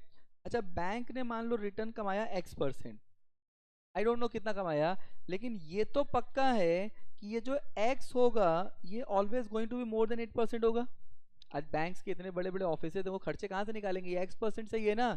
अब मेरे को भी ये X चाहिए, I also want this X, but the point is that कि क्या मैं ये X कमा पाऊंगा?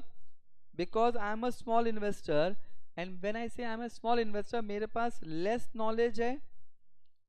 एक तो मेरे पास लेस फंड है, दूसरा मेरे पास लेस नॉलेज है। तो अगर मेरे पास नॉलेज भी कम है, पैसा भी कम है, तो मैं कभी ये X कमा ही नहीं पाऊंगा। तो इस प्रॉब्लम को दूर करता है म्यूचुअल फंड। अब म्यूचुअल फंड क्या करता है? म्यूचुअल फंड जो है वो स्मॉल इन्वेस्टर को टारगेट करता है। अच्छा, बहुत सारे स्मॉल इन्वेस्टर टारगेट करते हैं। इन लोग का सबका फंड लेता है और फंड का एक पूल बनाता है। अभी जो पैसा पूल बना, इस पैसे को इन्वेस्ट करता है कैपिटल मार्केट में। जो रिटर्न आता है वो म्यूचुअल फंड के पास आता है, और म्यूचुअल फंड क्या करता है, नेट रिटर्न किसको देता है? इन्वेस्टर को। मतलब क्या मेरे को म्यूचुअल फंड में कुछ काम करना है? मान लो आज मैं, जो इतना बेसिक तो आपको पता ही है, ठीक है। म्यूचुअल फंड में मैंने मान लो पैसा दे दिया, क्या मेरे को फंड मैनेजर को ये बताना है कि ये पैसा तुमको कैसे इन्वेस्ट करना हो, कहाँ इन्वेस्ट करना है? आज मान लो आप फंड मैनेजर हो, आप SBI म्यूचुअल फंड के फंड मैनेजर हो। मैं आके आपको 1000 रुपये देता हूँ और मैं बोलता हूँ कि इस 1000 रुपये में से 800 रुपये का, 200 रुपये का रिलायंस ले लेना, 150 रुपये का TCS ले लेना, 125 रुपये का ये ले लेना। मैंने पूरा 1000 रुपये का बाइफिकेशन दे दिया, तो आप क्या बोलोगे? खुद ही कर लो, तुम खुद ही कर लो, रखो पैसा अपने पास। मतलब एज अ फंड मैनेजर आप डिसीजन खुद लेने वाले हो। क्या मैं आपको ज्ञान दे सकता हूँ? नहीं। तो मेरे को म्यूचुअल फंड में क्या करना है, मेरे को सिर्फ पैसा देना है। वहाँ पे हाइपर क्वालिफाइड फंड मैनेजर्स होते हैं, वो लोग उस पैसे को इन्वेस्ट करेंगे। जो रिटर्न आएगा वो म्यूचुअल फंड के पास आएगा और म्यूचुअल फंड नेट रिटर्न आपको दे देगा। यही होता है ना। इसका मतलब आज सिंपल फंडा। अब म्यूचुअल फंड में जो बंदा इन्वेस्टर है, जो स्मॉल इन्वेस्टर है, क्या स्मॉल इन्वेस्टर रिस्क लेना चाहेगा? अगर आप स्मॉल इन्वेस्टर हो, आपके पास लिमिटेड इनकम है, तो क्या आप रिस्क लेना चाहोगे? नहीं। अब यहाँ पे गवर्नमेंट ने क्या समझाया म्यूचुअल फंड को कि देखो भाई, तुम जिन लोगों का पैसा इन्वेस्ट कर रहे हो उनको रिस्क नहीं लेना है, लेकिन पैसा तुम जहां इन्वेस्ट कर रहे हो कैपिटल मार्केट में, वो तो हैवी रिस्की है। तो ये क्या करें? म्यूचुअल फंड पूछा क्या करें, बोले कि तुम ऐसा इन्वेस्ट करो जहां पे रिस्क ना हो। ऐसी जगह इन्वेस्ट करो जहां रिटर्न तुमको टैक्स फ्री मिल सके। तो बोले कहाँ इन्वेस्ट करें? बोले हमें दो, हमें दो, हम तुमको टैक्स फ्री रिटर्न देंगे, रिस्क फ्री रिटर्न देंगे। मतलब म्यूचुअल फंड को समझा दिया। म्यूचुअल फंड का एक बहुत बड़ा पैसा घूम गया गवर्नमेंट सिक्योरिटीज की तरफ। फिर ये लोग गए इंश्योरेंस कंपनी के पास। समझ रहे हैं किस तरीके से चीजें चेंज की गई थी? अब इंश्योरेंस कंपनी के पास गए। आज सिंपल फंडा, आज मान लो मैंने इंश्योरेंस लिया है, ठीक है।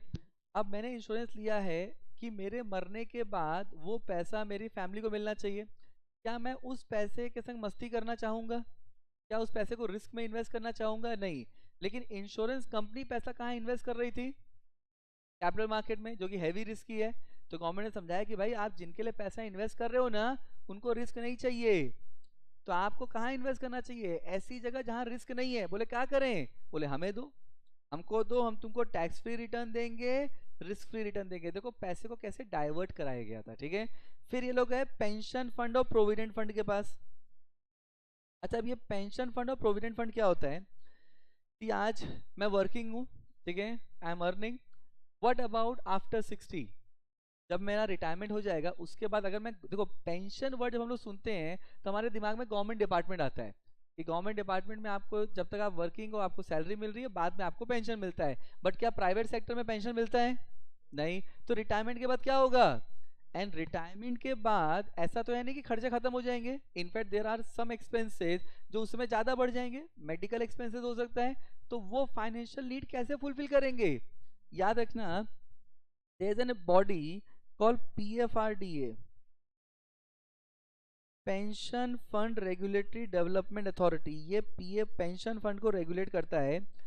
PFRDA के हिसाब से इंडिया का 94%, देखो इंडिया की 1% रिटायर्ड लोग ऐसे हैं जो रिटायरमेंट के बाद एक अच्छी लाइफ जी रहे हैं, इंजॉय कर रहे हैं। जो रिटायरमेंट में नहीं कर पाए थे वो भी कर रहे हैं बिकॉज उनके पास इनफ पैसा है। 5% लोग ऐसे हैं जो रिटायरमेंट के बाद वही लाइफ साइकिल मेंटेन कर पा रहे हैं जो रिटायरमेंट से पहले थे। लेकिन 94% लोग ऐसे हैं रिटायर्ड, PFRDA का स्टैटिस्टिक्स है ये, 94% लोग रिटायर्ड इस समय इंडिया में ऐसे हैं जो फंड के लिए अपने बच्चों पे डिपेंडेंट हैं, पार्शली और कंप्लीटली। सी आज I don't need an answer, but आप अपनी फैमिली में देखो जो रिटायर्ड लोग हैं जो 60 प्लस हो गए हैं, क्या उनके पास इतना फंड पड़ा है कि वो खुद को फाइनेंशियली नीड फुलफिल कर सकते हैं? अगर आंसर आता है यस तो वो उन 5-6% कैटेगरी में है, लेकिन आपको मेजोरिटी आंसर नो मिलने वाला है। वो क्यों नहीं कर पाए मैं उसमें नहीं जा रहा हूँ, there are different situation different circumstances, but वो अपने फाइनेंशियल नीड के लिए बच्चों पे डिपेंडेंट है। अच्छा बच्चे अच्छे हैं जो उनको रेस्पेक्ट भी दे रहे हैं, उनकी फाइनेंशियल नीड भी पूरी कर रहे हैं, बट नेक्स्ट जनरेशन कैसी आएगी पता नहीं। जनरेशन जिस तरीके से चेंज हो रही है, आपको लगता है नेक्स्ट जनरेशन बहुत अच्छी आने वाली है? You don't know. अब यू डोंट नो, जो ऑस्ट्रेलिया का कल्चर है ना वो धीरे धीरे इंडिया में आने लगा है, पता है आपको? ऑस्ट्रेलिया का कल्चर पता है वो क्या होता है? ऑस्ट्रेलिया में 15 साल का जब बच्चा होता है ना तो वो घर छोड़ देता है। ऑस्ट्रेलिया का ये कल्चर है। कुछ फैमिली तो एक्सेप्शन हो सकती है बट मेजर ऑस्ट्रेलिया का कल्चर है कि 15-16 साल का बच्चा घर छोड़ देता है और वो लोग जाके जुवेनाइल सेंटर्स में रहते हैं। अब वहाँ पे इसीलिए ऑस्ट्रेलिया में ना ज़्यादा क्वालिफाइड लोग नहीं हैं, तो वहाँ के लोकलाइड है वो उतने क्वालिफाइड नहीं है क्योंकि वो लोग जाके, क्योंकि स्कूलिंग फ्री है, तो वो लोग सिर्फ ग्रेजुएशन तक की पढ़ाई करते हैं और ऑड जॉब्स करते हैं, पिज़्ज़ा डिलीवरी कर रहे हैं, पेपर डिलीवरी कर रहे हैं, बस इसी में उनकी लाइफ निकल जाती है। वहाँ पे वो लोग इंडियन से बहुत चिढ़ते हैं, क्यों? क्योंकि इंडियंस, क्वालिफाइड इंडियंस वहाँ जाते हैं और वहाँ बॉस बन जाते हैं। अब वो साले पिज़्ज़ा डिलीवरी कर रहे हैं और हम पिज़्ज़ा खा रहे हैं बैठ के वहाँ पे, उनका पिज़्ज़ा हम ही खा रहे हैं। सो पॉइंट है कि उनको जमता नहीं है, इसलिए इंडियंस पे बहुत अटैक होता है। उसका रीज़न है कि इंडियंस इंटेलेक्चुअल हैं, हमारी अपब्रिंगिंग अलग तरीके से। अब वहाँ पे 15-16 साल में बच्चा निकल गया। अच्छा वहाँ पे आप जब जॉब करते हो ना तो आपकी एक सर्टेन अमाउंट ऑफ गवर्नमेंट को पे करते रहते हो रिटायरमेंट तक, एंड रिटायरमेंट के बाद आपके जितने भी लोग हैं ना वहाँ पे 80% रिटायर्ड लोग ओल्ड एज हाउस में रहते हैं, परिवार नहीं है। बट इंडिया में अभी वो कल्चर आया नहीं है, बट धीरे धीरे आ रहा है, you never know. Next generation हमको रखेगा निकाल बाहर करेगा पता नहीं। तो यहाँ पे PFRDA क्या बोलता है कि आप जैसे इंश्योरेंस पॉलिसी लेते हो ना वैसे आप पेंशन पॉलिसी ले सकते हो। मतलब जब मैं काम कर रहा हूँ तो मैं हर महीने एक पेंशन की पॉलिसी पेमेंट करूंगा और रिटायरमेंट के बाद मेरे को हर महीने का एक सर्टेन अमाउंट मिलेगा like my salary. This is the pension fund. अब एक चीज बताओ, जो पेंशन फंड है, अगर मैं पेंशन फंड में इन्वेस्टमेंट कर रहा हूं तो क्या मैं उस पैसे को रिस्क की जगह इन्वेस्ट करना चाहूंगा? नहीं, मैं रिस्क लेना नहीं चाहता जो पैसा डाल रहा है, और पेंशन फंड इन्वेस्टमेंट कर रहा है मार्केट में जो कि हैवी रिस्की है। तो गवर्नमेंट ने समझाया पेंशन फंड प्रोविडेंट फंड को कि भाई ये पैसा पोस्ट रिटायरमेंट का है, लोग इस पे रिस्क लेना नहीं चाहते, तो इसको ऐसी जगह इन्वेस्ट मत करो जहां रिस्की है। तो बोले क्या करें? बोले हमें दो, तुम हमें दो, हम रिस्क फ्री रिटर्न देंगे, टैक्स फ्री रिटर्न देंगे, समझ रहा है? फिर फिर गवर्नमेंट पहुंची FIIs के पास। अब देखो FIIs कौन होते हैं? फॉरेन इंस्टीट्यूशनल इन्वेस्टर, अब इनको फॉरेन पोर्टफोलियो इन्वेस्टर बोलते हैं। ये वो हैं जिनके पास ह्यूज फंड है, 1 लाख करोड़ 2 लाख करोड़ ऐसा फंड मैनेज करते हैं। अब गवर्नमेंट ने इनको बोला कि देखो भाई तुम्हारे पास रिस्क लेने की ताकत है, नो डाउट, लेकिन तुम अपना थोड़ा पैसा आप ऐसी जगह इन्वेस्ट करो जो रिस्क फ्री हो। बोले क्या करें? बोले हमें दो। देखो FIIs ऐसे हैं, देखो हम लोग ना, आज आप और मैं अपना घर बार बेच के भी इन्वेस्टमेंट करेंगे तो कितना इन्वेस्ट कर लेंगे? 1 करोड़ 2 करोड़ 5 करोड़ 10 करोड़, बस हो गया खत्म। हम लोग घर बार बेच के रोड पे आ गए और पूरा मार्केट में इन्वेस्ट कर दिया, कितना इन्वेस्ट करेंगे? 10 करोड़ बस। अच्छा मतलब 10 करोड़ अगर यहाँ पे हम 100 लोगों ने इन्वेस्ट कर लिया तो कितना हुआ? 1000 करोड़ बस। एफ के पास जो फंड है वो 1 लाख करोड़ है, समझ रहा है? मतलब देखो एफ ना मार्केट एक हाथी जैसा है। हाथी देखा, ठीक है? अब हम और आप इन्वेस्ट करेंगे तो हाथी किसी वजह से पूछ ही लेगी, और एफ इन्वेस्ट करें तो हाथी पूरा हिल जाएगा, समझ रहा है? ये लोग पूरे हाथी को घुमा सकते हैं, इतना पैसा है। अब गवर्नमेंट ने इनको बोला कि तुम मार्केट में इन्वेस्ट करो लेकिन थोड़ा पैसा हमें दो। अब ये पूरा पैसा घुमा लिया। अब घुमा के पैसा दे किसको रहे हैं ये लोग? गवर्नमेंट को। और गवर्नमेंट ने इसके बदले इनको रिटर्न दिया। अच्छा जो रिटर्न दिया वो टैक्स फ्री रिटर्न था, रिस्क फ्री रिटर्न था। अच्छा अगर ये लोग tax free risk free return न दे तो क्या कोई इन्वेस्ट करेगा? नहीं, मतलब इनको tax free risk free return दिया। अच्छा जब एक चीज समझो, अब जब बैंक की इनकम बढ़ेगी, टैक्स फ्री रिटर्न दिया, रिस्क फ्री रिटर्न दिया, अब अगर रिटर्न दिया तो अगर यहाँ पे बैंक की इनकम बढ़ेगी तो बैंक को रिटर्न टैक्स फ्री मिला। लेकिन जब बैंक की इनकम बढ़ेगी तो क्या बैंक के एम्प्लॉयज की सैलरी बढ़ेगी? आप बैंक में काम कर रहे हो एज अ कंपनी सेक्रेटरी, तो क्या आप नहीं चाहोगे आपकी पगार बढ़े थोड़ी? और जब यहाँ पगार बढ़ेगी तो टैक्स, आपको टैक्स गवर्नमेंट को ही देना पड़ेगा। मतलब ये जो पैसे का रोटेशन था वो रोटेशन यहाँ पे चालू हो गया, समझ रहा है? इसलिए हमारी डिपेंडेंसी जो वर्ल्ड बैंक पे थी वो खत्म हो गई। And this was the major reason जिसकी वजह से मनी मार्केट इंस्ट्रूमेंट को लाया गया था। अब एक चीज समझो, तो जब गवर्नमेंट को फंड की जरूरत पड़ती है government money market instrument raise करता है, ये समझा? अब देखो, अब इन पॉइंट्स को वापस देखते हैं। कहानी सबको समझ में आ गई? अब इस पॉइंट को वापस देखो। तो मनी मार्केट क्या है? सो it is a market for short term lending and borrowing. Short term fund चाहिए गवर्नमेंट को। अच्छा गवर्नमेंट को बजट के डेफिसिट को पूरा करना है। बजट कितने साल का होता है? 1 साल का ही होता है ना। मतलब हर साल का बजट का डेफिसिट अलग हो सकता है। अगर गवर्नमेंट को लगता है कि वो बजट के डेफिसिट को मीट आउट कर पाएंगे तो गवर्नमेंट सिक्योरिटी इशू नहीं करेंगे। और अगर उनको लगता है कि वो बजट के डेफिसिट को मीट आउट नहीं कर पाएंगे तो वो गवर्नमेंट सिक्योरिटी इशू करेंगे। अब तो इसमें क्या लिखा है? फर्स्ट पॉइंट समझा? अच्छा टेन्योर ऑफ इंस्ट्रूमेंट कितना है? Up to 1 year. याद रखना, अगर आपको किसी की नॉलेज ट्रू में टेस्ट करनी हो ना कि बंदे को सिर्फ बुक की नॉलेज है या एक्चुअली पता है, तो उससे पूछो मनी मार्केट इंस्ट्रूमेंट का टेन्योर 1 साल ही क्यों होता है? इसका रीजन क्या है? आप क्वेश्चन पूछोगे तो आपके पास आंसर भी होना चाहिए, समझ रहे हैं? ऐसा नहीं कि चलो एक क्वेश्चन बांट दिया, बोले बताओ तो तुम बता, नहीं छोड़ो लपेट लेते हैं, ऐसा नहीं, आंसर पता होना चाहिए। गवर्नमेंट का बजट कितने साल का है? 1 साल का। तो अगर गवर्नमेंट को 6 महीने के लिए फंड चाहिए, 7 महीने के लिए, 8 महीने के लिए, मैक्सिमम 1 साल का बजट है, तो हम लोग 1 साल की हर ईयर की कैलकुलेशन अलग होता है। तो अगर गवर्नमेंट को लगता है कि बजट का गैप बहुत ज्यादा है, इनकम एक्सपेंस का गैप बहुत ज्यादा है, तो गवर्नमेंट क्या करता है? गवर्नमेंट सिक्योरिटी इशू करता है। और अगर वो गैप कम है और गवर्नमेंट को लगता है कि गैप कम है, मीट आउट हो जाएगा, तो गवर्नमेंट सिक्योरिटी इशू नहीं होता। इसलिए because budgetary deficit is for 1 year, इसलिए गवर्नमेंट सिक्योरिटी, ये जो मनी मार्केट इंस्ट्रूमेंट है, इनके टर्म कितने होते हैं? 1 ईयर। यहाँ पे टेन्योर कितना है? 1 ईयर है। अच्छा इशूअर कौन है? तो सबसे बड़ा इशूअर कौन है? Government of India through Reserve Bank of India. Investor कौन है? Banks, mutual fund, insurance company, pension fund, provident fund, समझा? These are the major investor. अच्छा इस मार्केट में कोई रिस्क नहीं है। क्या इस मार्केट में रिस्क होना चाहिए? अगर इस मार्केट में रिस्क हुआ तो क्या कोई इन्वेस्टर आएगा? नहीं। अच्छा यहाँ पे रिटर्न जो मिलता है आपको, रिटर्न कैपिटल मार्केट से कम मिलता है, because capital market can give you any return. Money market में आपको उतना रिटर्न नहीं मिलता जितना कैपिटल मार्केट में मिलता है, लेकिन जो भी रिटर्न मिलता है वो टैक्स फ्री मिलता है। अब पर्पस ऑफ फंड रेजिंग, जब ये मार्केट चालू किया गया था, ऑब्जेक्टिव क्या था? बजटरी डेफिसिट, फिजिकल डेफिसिट को मीट आउट करना है। And as I said again, वापस बोल रहा हूँ, फिजिकल डेफिसिट 1 साल का होता है। एवरी ईयर का फिजिकल डेफिसिट अलग हो सकता है। आप लोग अगर बजट देखते या सुनते होंगे तो आपने देखा होगा हर साल का बजट का डेफिसिट गैप अलग होता है। पैंडेमिक के टाइम पे जब गवर्नमेंट ने अंशुमान बहुत सारे प्रोग्राम लॉन्च किए, पब्लिक को फ्री में राशन दिया, ऑल दैट थिंग, तो मतलब गवर्नमेंट का इनकम कम आया लेकिन एक्सपेंस ज्यादा हुआ, मतलब बजटरी डेफिसिट बढ़ गया। अब गवर्नमेंट ने क्या किया? टैक्सेस इंपोज किया, खर्चे कम हुए, एक्सपेंसेस बढ़ा, डिसइन्वेस्टमेंट किया।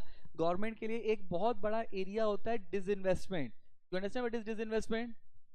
डिसइन्वेस्टमेंट मतलब जो गवर्नमेंट की होल्डिंग है इन पब्लिक सेक्टर कंपनीज में, उसमें गवर्नमेंट होल्डिंग अपनी कम करता है एंड प्राइवेट्स को दे देता है। फॉर एग्जांपल LIC नाम सुना है? लाइफ इंश्योरेंस कॉर्पोरेशन में अभी 2 मंथ्स बैक और ईयर बैक LIC का IPO आया था, 20,000 करोड़ का IPO आया था। इनफैक्ट इनिशियल प्लान गवर्नमेंट का 50,000 करोड़ का IPO करने का था। गवर्नमेंट LIC में से 7% वैल्यू अपना कम कर रहा था, 7% स्टेक, और ये 7% स्टेक वो पब्लिक को देखता अगेंस्ट 50,000 करोड़। वो तो रशिया यूक्रेन वॉर हो गया, ताइवान चाइना इश्यूज थे, इसलिए इतना बड़ा इशू नहीं लाए, तो गवर्नमेंट ने 20,000 करोड़ का फंड किया। इसका मतलब जो गवर्नमेंट का जो गैप था उसमें 20,000 करोड़ का गैप कहाँ से फिल हुआ? LIC का स्टेक बेच के। समझ रहा है? एयर इंडिया नाम सुना है? एयर इंडिया का डिसइन्वेस्टमेंट किया गया था, 18,000 करोड़ में एयर इंडिया टाटा को वापस दे दिया गया। तो ये disinvestment is also one way by which government raise value. अब देखो, अब इंस्ट्रूमेंट कौन कौन से मनी मार्केट में? तो treasury bill, certificate deposit, commercial paper, all these are nothing but money market instrument.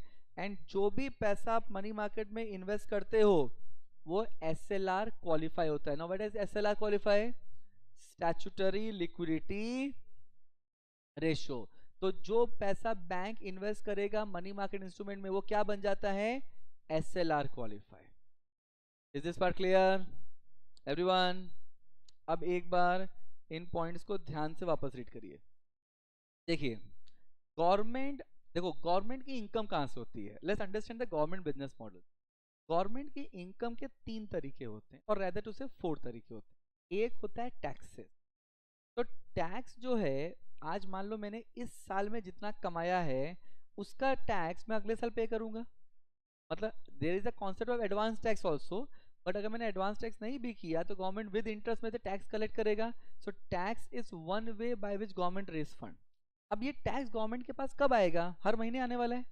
नहीं, ये कब आएगा? ईयर के एंड में। लेकिन खर्चा मेरे को आज करना है, आज मेरे को खर्चा करना है, लेकिन मेरे को पता है कि फ्यूचर में टैक्स से मेरे को इतना पैसा आने वाला है। तो मैं आज क्या करूंगा? गवर्नमेंट सिक्योरिटी इशू करूंगा, और फिर जब टैक्स से पैसा आएगा तो उसका रिडम्पशन कर दिया जाएगा। Second way, disinvestment. Another way by which government raise fund is disinvestment. अब गवर्नमेंट अभी लगा हुआ है, अभी गवर्नमेंट कोल इंडिया का, रेलवेज का, इन सब का डिसइन्वेस्टमेंट करना चाहता है। अब गवर्नमेंट जब रेलवेज का डिसइन्वेस्टमेंट करेगा तो उसमें प्राइवेट प्लेयर्स आएंगे। आज 1992 में रतन टाटा जी ने दुनिया की बेस्ट रेलवेज का विजिट किया, जहां पे चाइना, जहां पे रेलवे चलती है at a speed of 350 kilometre per hour, Japan जहां पे रेलवे चलती है at a speed of 550 kilometre per hour, Germany जहां पे सुपर बुलेट ट्रेन चलती है at a speed of 800 kilometre per hour, हमारे यहाँ ट्रेन चलती है 100 किलोमीटर पर आवर।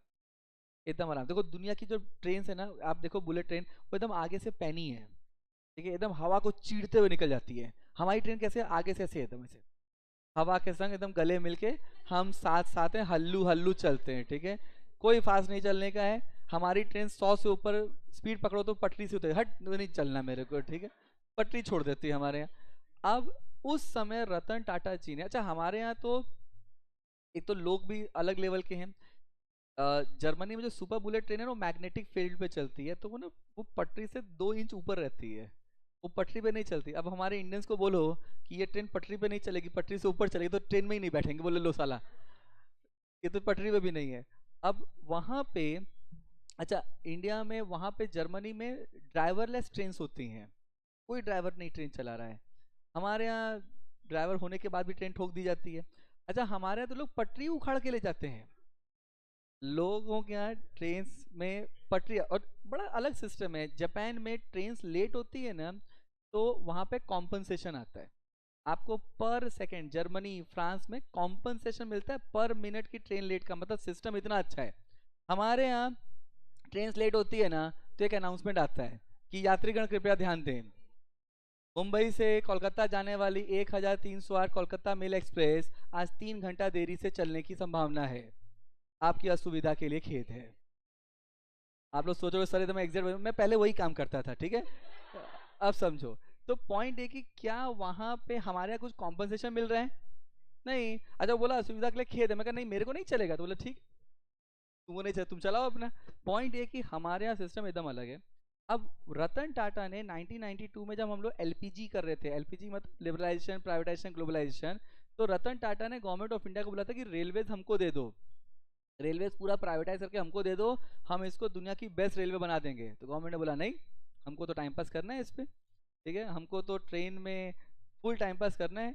और ट्रेन प्राइवेटाइज नहीं हुई। 2014 में जब मोदी जी वापस आए, 92 में बोला था रतन टाटा ने, 2014 में 22 साल के बाद गवर्नमेंट ने कमेटी बनाई है, कायाकल्प कमेटी। उसका पर्पस ही है रेलवेज को ट्रांसफॉर्म करना, और कायाकल्प कमेटी के चेयरपर्सन है मिस्टर रतन टाटा। मतलब 22 साल बाद गवर्नमेंट को वही समझ में आया कि यही बंदा पार लगाएगा हमको। और अब गवर्नमेंट प्राइवेट रेलवेज को प्राइवेटाइज करने वाले हैं। अब प्राइवेट, अच्छा तो क्या रेलवेज में, अच्छा रेलवे जब से इंडिपेंडेंस हुआ ना तब से आज तक हमेशा लॉस में ही है, हार्डली 1-2 साल प्रॉफिट में आई थी, हमेशा लॉस में ही है। तो क्या डिमांड नहीं है क्या? भयंकर डिमांड है। रेलवेज में टिकट की बुकिंग के लिए जाते हैं, 5 मिनट पूरी टिकट बुक हो जाती है। भीड़ इतनी है कि लोग ट्रेन के ऊपर क्या ट्रेन के अंदर क्या ऊपर भी चढ़ जाते हैं। तो फिर लॉस में क्यों है? It's purely because of mismanagement. अब अगर इसको सुधार दिया जाए तो भला हो जाएगा। तो disinvestment is one of the thing, railways disinvestment is on the card of the government. तो ये डिसइन्वेस्टमेंट से पैसा आएगा, ये पैसा क्या क्यों यूज होगा? गवर्नमेंट की फंड को मीट आउट करने। गवर्नमेंट को डेफिसिट होता क्यों है? लॉजिक समझो। सी इनकम तो आ रही है, हर साल आपकी इनकम बढ़ रही है, तो इनकम बढ़ रही है तो टैक्स भी बढ़ रहे हैं। लेकिन गवर्नमेंट के एक्सपेंसेस कई बार एक्स्ट्राऑर्डिनरी रीजन से हो सकते हैं। It could be on account of defence, it could be on account of medical, it could be any reason. तो वहां पे गवर्नमेंट के पास तीसरा सोर्स आता है ग्रांट्स का, डोनेशंस का। मतलब this is how the government manage the portfolio, समझा? अब इस पोर्टफोलियो को मैनेज करने के लिए कई बार फंड कम पड़ जाता है, तो गवर्नमेंट क्या करती है? गवर्नमेंट सिक्योरिटी इशू करता है अपनी इमीडिएट नीड को फुलफिल करने के लिए, एंड देन जो फंड का साइकिलिंग होता है उस साइकिल से इसको पे कर देते हैं। क्लियर? अब देखो, तो यहाँ पे is this part clear? This is your concept of money market. पक्का? अब देखो, now this is something that have to be copied. अब देखिए ये, अब यहाँ पे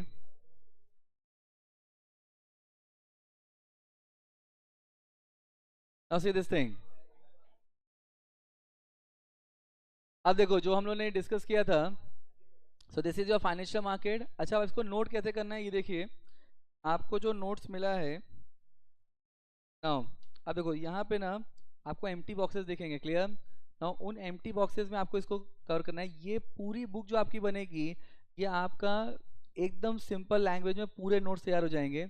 आपको एग्जाम से पहले सिर्फ इसको पढ़ना है, एंड मॉड्यूल में जो मॉड्यूल से जो एग्जैक्टली पढ़ना है वो भी नोट्स में लिखा हुआ है, सिर्फ उतना ही पढ़ना है। With every chapter we will discussing the case study and past exam question as usual, so this much you have to copy. तो नाउ अब देखो, अब यहाँ पे क्या है, तो फाइनेंशियल मार्केट क्या है? As we have discuss that is a market for buying and selling of financial product. When we talk about financial product, we are talking about shares, debenture, bonds, everything. Then there is something called money market, there is something called capital market. Now what is money market? It's a market for short term lending and borrowing. Tenure कितना है? 1 year. I think अब समझ में आ रहा होगा fast, ठीक है ना? यहाँ पे इशूअर कौन है? Government of India through Reserve Bank of India. Investor कौन है? लेंडर कौन है? सबसे बड़ा है banks, mutual fund, insurance company, समझ रहा है? Pension fund, provident fund. अच्छा अब यहाँ पे, अब मनी मार्केट में ना ये नो रिस्क मार्केट है, मतलब कोई डिफॉल्ट नहीं है, लेस रिटर्न है compare to capital market. Then returns are tax free, मतलब जो भी रिटर्न है वो टैक्स फ्री रिटर्न है। ना पर्पस ऑफ फंड रेजिंग जो है, पर्पस ऑफ फंड रेजिंग क्या है? बजटरी डेफिसिट को मीट आउट करना।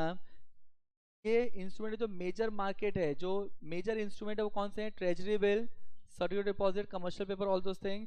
और जो पैसा बैंक इन्वेस्ट करेगा इस मार्केट में वो एसएलआर क्वालिफाई हो जाएगा।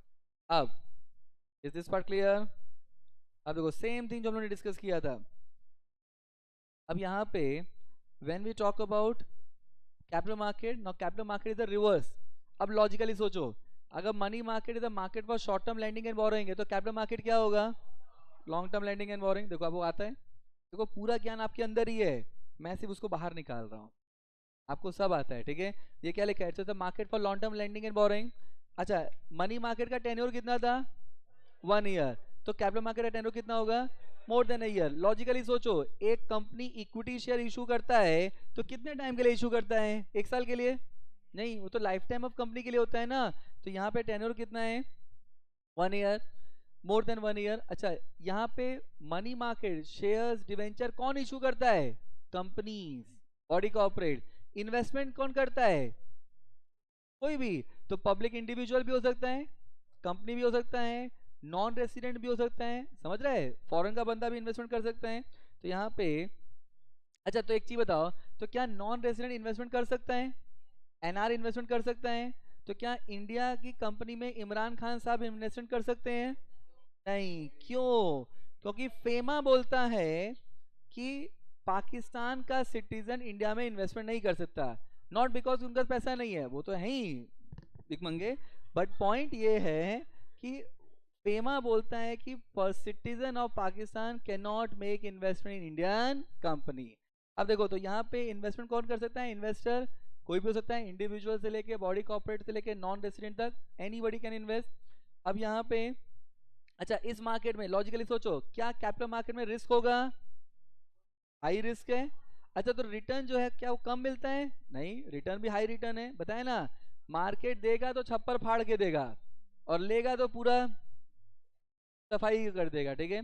अच्छा, यहाँ पे जो रिटर्न मिलता है वो कैपिटल मार्केट में, क्या उस पर टैक्स लगता है? यस। आपने पढ़ा होगा, there something called capital gain, समझ रहे हैं? सिक्योरिटीज ट्रांजेक्शन टैक्स, एसटीटी, ये सब क्या है? मतलब जो रिटर्न्स मिल रहा है, it is subject to tax. अच्छा, अभी अभी अभी गवर्नमेंट ऑफ इंडिया के नए मूव्स क्या आने वाले हैं? गवर्नमेंट ऑफ इंडिया देखो किस तरीके से गवर्नमेंट चेंज करती है अपने इनकम सिनेरियो को। अभी तक अगर आप डेट सिक्योरिटी में इन्वेस्टमेंट करते थे ना, डेट में, तो उसमें गवर्नमेंट टीडीएस नहीं काटता था। लेकिन अब गवर्नमेंट क्या बोल रहे हैं कि डेट में भी अगर आप इन्वेस्ट करोगे तो उस पर टीडीएस काटा जाएगा। मतलब they are trying to create one more area of income for the government. तो यहाँ पे तो return are subject to tax. अच्छा, जब कंपनीज फंड रेज करता है तो कंपनीज फंड रेज क्यों करता है? लॉजिकली सोचो, नए प्रोजेक्ट्स के लिए, एग्जिस्टिंग प्रोजेक्ट में, एग्जिस्टिंग प्रोजेक्ट को फंड रेजिंग करने के लिए, expansion, modernisation, and major instrument कौन कौन से कैपिटल मार्केट में? Shares, debentures, bond. एंड यहाँ पे अगर किसी बैंक ने, लॉजिकली सोचो, बैंक ने रिलायंस में इन्वेस्टमेंट किया, एचडीएफसी बैंक ने अगर आरआईएल में इन्वेस्टमेंट किया, तो क्या उसको एसएलआर का बेनिफिट मिलेगा? नहीं मिलेगा। एसएलआर का बेनिफिट बैंक्स को कब मिलता है? जब वो मनी मार्केट में इन्वेस्ट करते हैं, न कि capital market. Is it clear? तो यहाँ पे अब एक चीज बताओ, अगर पेपर में शॉर्ट नोट्स आया मनी मार्केट या कैपिटल मार्केट तो हम पॉइंट लिख पाएंगे, अगर डिस्टिंग्विश आया तो हम लिख पाएंगे। बस, समझा? चलिए, तो फटाफट को कॉपी करिए, copy this part. I believe यहां तक हो गया है। Now copy this part. So we have understood the meaning of money market, we have understood the meaning of capital market, और अगर डिस्टिंग्विश आएगा तो भी हम लोग लिख लेंगे। अब आते हैं हम लोग नेक्स्ट टॉपिक पे। तो यहाँ पे जो फाइनेंशियल मार्केट है, now it is divided in two part, that is called money market and capital market. अब कैपिटल मार्केट फर्दर बाइफरकेट होता है दो पार्ट में, that is called securities market and other instrument market, which include commodity market, derivative market, currency market. मतलब currency market क्या हुआ? आज dollar का रेट इंडिया में अलग हो सकता है और यूएस में अलग हो सकता है।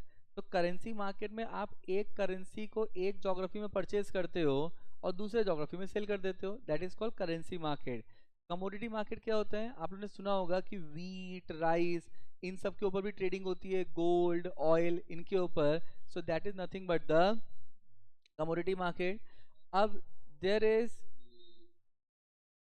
अब यहाँ पे so there is something called primary market, and that is called new issue of securities market, and there is something called secondary market which is nothing but stock exchange। अब ये है क्या?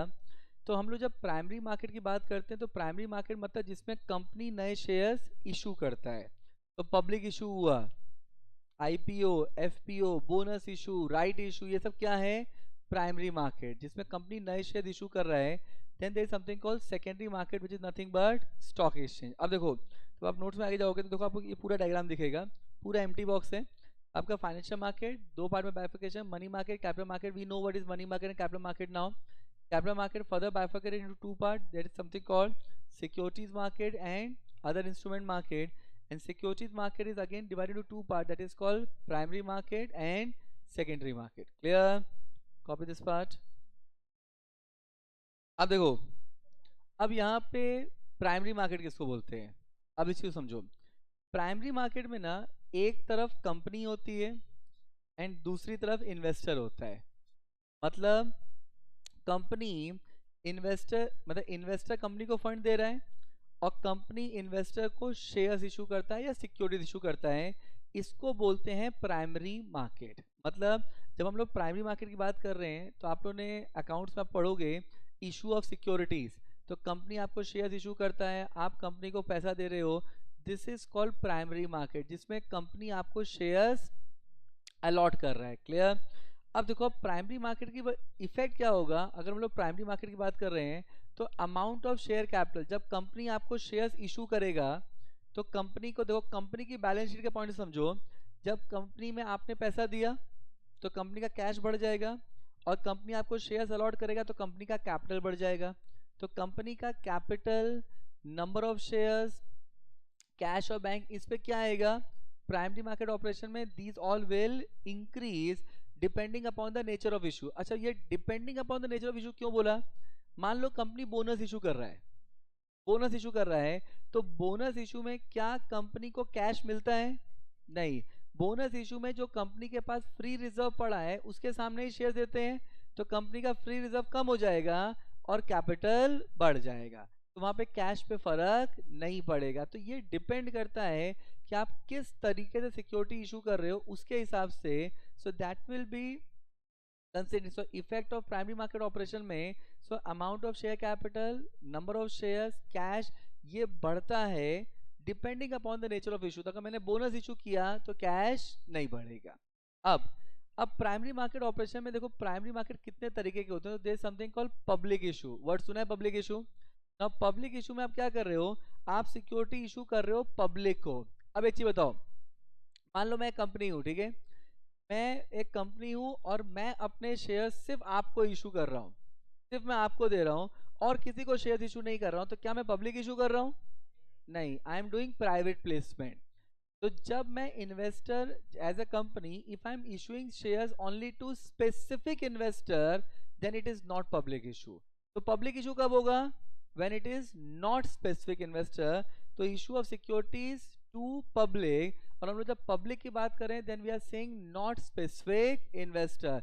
if you are issuing securities to specific investor then it is to be called as private placement। अब public issue कितने तरीके के होते हैं? पब्लिक इशू दो तरीके का होता है, एक होता है आईपीओ, दूसरा होता है एफपीओ। ये वर्ड सुना है? आईपीओ मतलब इनिशियल पब्लिक ऑफर। अच्छा, अब आईपीओ कौन करेगा, लिस्टेड कंपनी या अनलिस्टेड कंपनी? Unlisted company. याद रखना, आईपीओ लिस्टेड कंपनी नहीं करता, आईपीओ अनलिस्टेड कंपनी करता है फॉर गेटिंग लिस्टेड। मतलब आप आईपीओ करके लिस्ट होते हो, अनलिस्टेड कंपनी आईपीओ करेगा for getting listed, that is why it is to be called as IPO. अच्छा, अब आईपीओ जो है, अच्छा अब ये आपके दिमाग में हो सकता है रॉन्ग कंसेप्शन हो, तो उसको भी क्लियर करना है। जब एक कंपनी आईपीओ कर रहा है तो क्या कंपनी पहली बार शेयर्स इशू कर रहा है? नहीं नहीं। अगर एक कंपनी आईपीओ कर रहा है तो क्या आईपीओ से पहले कंपनी के शेयर्स थे? याद रखना, आईपीओ जब कंपनी करता है तो वो पहली बार शेयर्स इशू नहीं कर रहा है। आईपीओ जब कंपनी करता है तो वो पहली बार पब्लिक को शेयर्स दे रहा है। अगर मैं पहली बार पब्लिक को शेयर्स दे रहा हूं then it is to be called as IPO. इसका मतलब आईपीओ से पहले भी कंपनी में शेयर्स थे, जो कंपनी के प्रमोटर्स के पास थे, जो कंपनी में स्पेसिफिक इन्वेस्टर के पास थे, they are the share holder. But हम जब आईपीओ कर रहे हैं then we are issuing shares to public for the first time. ये समझा? अब देखो, अब हम लोग जब एफपीओ की बात करते हैं तो एफपीओ कौन करेगा, लिस्टेड कंपनी या अनलिस्टेड कंपनी? Listed company. तो यहाँ पे it is issued by listed company for subsequent fund raising. और ये तो यहाँ पे एफपीओ जो है, एफपीओ कौन करेगा? लिस्टेड कंपनी करेगा सब्सिक्वेंट फंड रेजिंग के लिए। इसका मतलब देखो, जब मैंने पहली बार फंड रेजिंग किया पब्लिक से, पहली बार भीख मांगा, आईपीओ। भीख मांगने मजा आने लगा, वापस मांगा, एफपीओ। लिस्टेड कंपनी जब फंड रेजिंग के लिए जाता है उसको एफपीओ बोलते हैं। तो अब एक चीज बताओ, क्या एफपीओ बहुत फ्रिक्वेंटली होता होगा? नहीं, आईपीओ होता है। एक बार आप लिस्ट हो गए, कंपनी के पास इनफ फंड है, तो कंपनी एफपीओ के लिए नहीं जाएगा। आईपीओ लिस्ट होने के लिए होता है, FPO listed company subsequent fund raising कर रहा है। Then next is called right issue. Now what is right issue? Right issue का मतलब होता है कि कंपनी अपने एग्जिस्टिंग शेयर होल्डर्स को ही शेयर दे रहा है in existing capital ratio. This is to be called as right issue. मतलब आप सब मेरी कंपनी के एग्जिस्टिंग शेयर होल्डर हो। अब मेरी कंपनी की 100 करोड़ कैपिटल है, आप लोग के पास वो कैपिटल है, अभी कंपनी को और फंड चाहिए, तो कंपनी बाहर वाले से पूछने से पहले आपसे पूछता है कि भाई हमको फंड चाहिए, आप इन्वेस्टमेंट करोगे क्या? यानी इसके लिए जो कंपनी इशू करता है that is to be called as right issue. तो आईपीओ, एफपीओ पब्लिक इशू किसको होता है? पब्लिक को।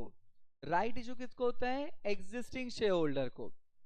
अभी थर्ड होता है bonus issue. When we talk about bonus issue, we are talking about capitalisation of profit या रिजर्व। मतलब कंपनी के रिजर्व के अगेंस्ट में कंपनी अपने एग्जिस्टिंग शेयर होल्डर्स को शेयर्स इशू करता है, that is to be called as bonus issue. तो क्या बोनस में कंपनी पैसा ले रहा है? नहीं, बोनस में कंपनी पैसा नहीं लेता। तो ये एग्जिस्टिंग शेयर होल्डर को दिया जाता है एग्जिस्टिंग कैपिटल रेशियो में free of cost. And then last आता है private placement. What is private placement? Private placement मतलब हम लोग सिक्योरिटी किसको दे रहे हैं?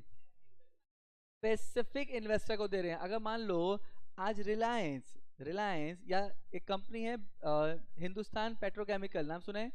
या रिलायंस पेट्रोकेमिकल लो, चलो रिलायंस पेट्रोकेमिकल में ब्रिटिश पेट्रोलियम ने इन्वेस्टमेंट किया। ध्यान समझना, रिलायंस पेट्रोकेमिकल कंपनी है, जामनगर वाली कंपनी, उस कंपनी में ब्रिटिश पेट्रोलियम ने इन्वेस्टमेंट किया और रिलायंस पेट्रोकेमिकल ने ब्रिटिश पेट्रोलियम को शेयर्स इशू किए। आपको मेरे को दिया क्या? शेयर्स। तो क्या रिलायंस पेट्रोकेमिकल ने पब्लिक इशू किया?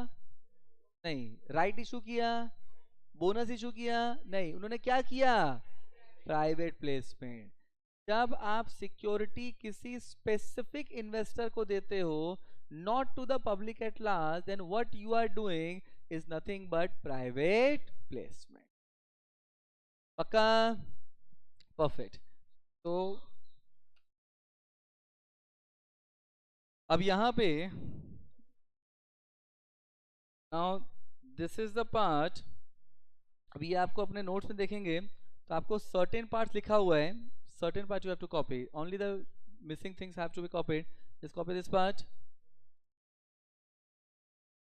So I believe this part being done. Now copy this part also. अब देखिए, अब नेक्स्ट आता है सेकेंडरी मार्केट। अब ये मार्केट क्या है ना? ये इन्वेस्टर टू इन्वेस्टर मार्केट है through intermediate like stock broker. मतलब क्या हुआ? सिंपल फंडा। अच्छा, आज आपको पता है क्या कि मेरे पास कितनी कंपनी के शेयर्स पड़े हैं? नहीं। क्या मेरे को पता है कि आपके और आपकी फैमिली के पास कितनी कंपनी के शेयर्स पड़े हैं? नहीं। अब मेरे को अगर रिलायंस के शेयर परचेज करने हैं, रिलायंस का शेयर परचेज करना है, तो क्या मेरे को पता है मार्केट में किसके पास रिलायंस के शेयर्स होंगे? नहीं। तो क्या करूं? बोरीवली स्टेशन पे चिल्लाऊं खड़े हो गए, रिलायंस दो, रिलायंस दो, रिलायंस दो? नहीं ना। तो मेरे को रिलायंस के शेयर अगर परचेज करना है तो मैं किसके पास जाऊंगा? ब्रोकर के पास। समझ रहे हैं? आज मेरे को टीसीएस के शेयर्स बेचने हैं, टाटा मोटर्स के शेयर्स बेचने हैं। अब मेरे को टाटा मोटर्स शेयर बेचना है, कौन परचेज करने वाला मेरे को पता है क्या? क्या करूं? वापस जाऊं बोरीवली स्टेशन, टाटा मोटर लो, ले लो, ले लो, ले लो, ले लो, लो? नहीं। तो मैं क्या करूंगा? मैं जाऊंगा ब्रोकर के पास। तो अगर मेरे को शेयर्स परचेज करना है और सेल करना है सेकेंडरी मार्केट में, तो हम लोग किसके थ्रू परचेज और सेल करते हैं? Through broker.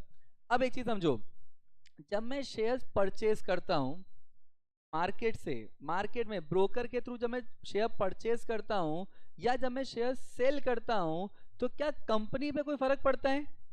कंपनी की बैलेंस शीट में कैपिटल पे कुछ फर्क पड़ेगा? सोचो ध्यान से, कैपिटल पे फर्क पड़ेगा? कंफ्यूज? समझो मैं क्या कह रहा हूं। अगर आज मैं मार्केट में शेयर्स परचेज कर रहा हूं ब्रोकर से, क्या मैं मार्केट में शेयर्स बेच रहा हूं ब्रोकर के थ्रू, तो क्या कंपनी की कैपिटल पे कोई फर्क पड़ेगा? नहीं पड़ेगा, बराबर ना? अभी भी कंफ्यूजन है? अभी भी कंफ्यूजन है? तो इस चीज को ऐसे समझो, चलो ऐसे देखते हैं। अगर मान लो आज मैं, मान लो आज मेरा बर्थडे है, ठीक है, थैंक यू सो मच, ठीक है। अब आज मेरा बर्थडे है, तो आप लोग मेरे को गिफ्ट तो दोगे ही, नहीं क्या गरीबों? ठीक है, मेरे को पता है आप मेरे को गिफ्ट दोगे, ठीक है। और गिफ्ट जो होगा वो 1000 रुपए से नीचे का तो होगा नहीं, क्योंकि उससे नीचे मैं गिफ्ट लेता नहीं हूँ, ठीक है ना। मैं क्या, अपना स्टैंडर्ड है भाई, ठीक है ना। अब आप मेरे को 1000 रुपये गिफ्ट देते हो, ठीक है। अच्छा, अब आप मेरे को गिफ्ट दे रहे हो तो आपको मेरे से क्या चाहिए? Return gift. देखो गांव बसानी भिकमंगे पहले आ गए, ठीक है। अब अब ऐसे केस में, अब मैंने, मेरे पास एमआरएफ के शेयर्स पड़े थे, ठीक है, मेरे पास एमआरएफ के 100 शेयर्स पड़े थे। एक शेयर की वैल्यू इस समय कुछ 80,000 रुपये चल रही है, 85,000। अब मैंने क्या किया, एमआरएफ के जो 100 शेयर्स थे वो आप लोग में एक एक शेयर बांट दिया रिटर्न गिफ्ट के फॉर्म में, ठीक है। तो पहले एमआरएफ के 100 शेयर्स एक आदमी के पास थे, अब एमआरएफ के 100 शेयर्स 100 लोगों के पास हैं। तो क्या कंपनी का नंबर ऑफ शेयर्स बढ़ गया? नंबर ऑफ शेयर्स कम हो गया? नहीं। जब आप सेकेंडरी मार्केट में ट्रांजेक्शन करते हो तो कंपनी के कैपिटल पे, कंपनी के नंबर ऑफ शेयर्स पे एंड कंपनी के कैश और बैंक पे कोई फर्क ही नहीं पड़ता। समझ रहे हैं? फर्क किस पे पड़ेगा? नंबर ऑफ शेयर होल्डर पे। तो जो पहले एक शेयर, 100 शेयर एक के पास था, अब वो 100 शेयर 100 लोगों के पास आ गया, मतलब नंबर ऑफ शेयर होल्डर बढ़ गए। अच्छा, यहाँ पे कंपनी की शेयर होल्डिंग पैटर्न पे फर्क आ सकता है। मान लो मैं कंपनी का प्रमोटर हूं, मान लेते हैं मैं कंपनी का प्रमोटर हूं। अब अगर प्रमोटर अपने शेयर्स पब्लिक एट लार्ज को देगा तो प्रमोटर होल्डिंग कम हो जाएगा, पब्लिक होल्डिंग बढ़ जाएगा। एंड थर्ड थिंग जो फर्क पड़ेगा वो होगा मार्केट प्राइस पे। मार्केट प्राइस ऊपर नीचे हो सकता है, तो जब सेकेंडरी मार्केट में ट्रांजेक्शन होता है ना, तो कंपनी के कैपिटल पे, नंबर ऑफ शेयर्स पे एंड नंबर ऑफ शेयर्स पे और कैश पे फर्क नहीं पड़ता। फर्क कहां पड़ता है? Share holding pattern. फर्क पड़ता है number of share holder and market price पे।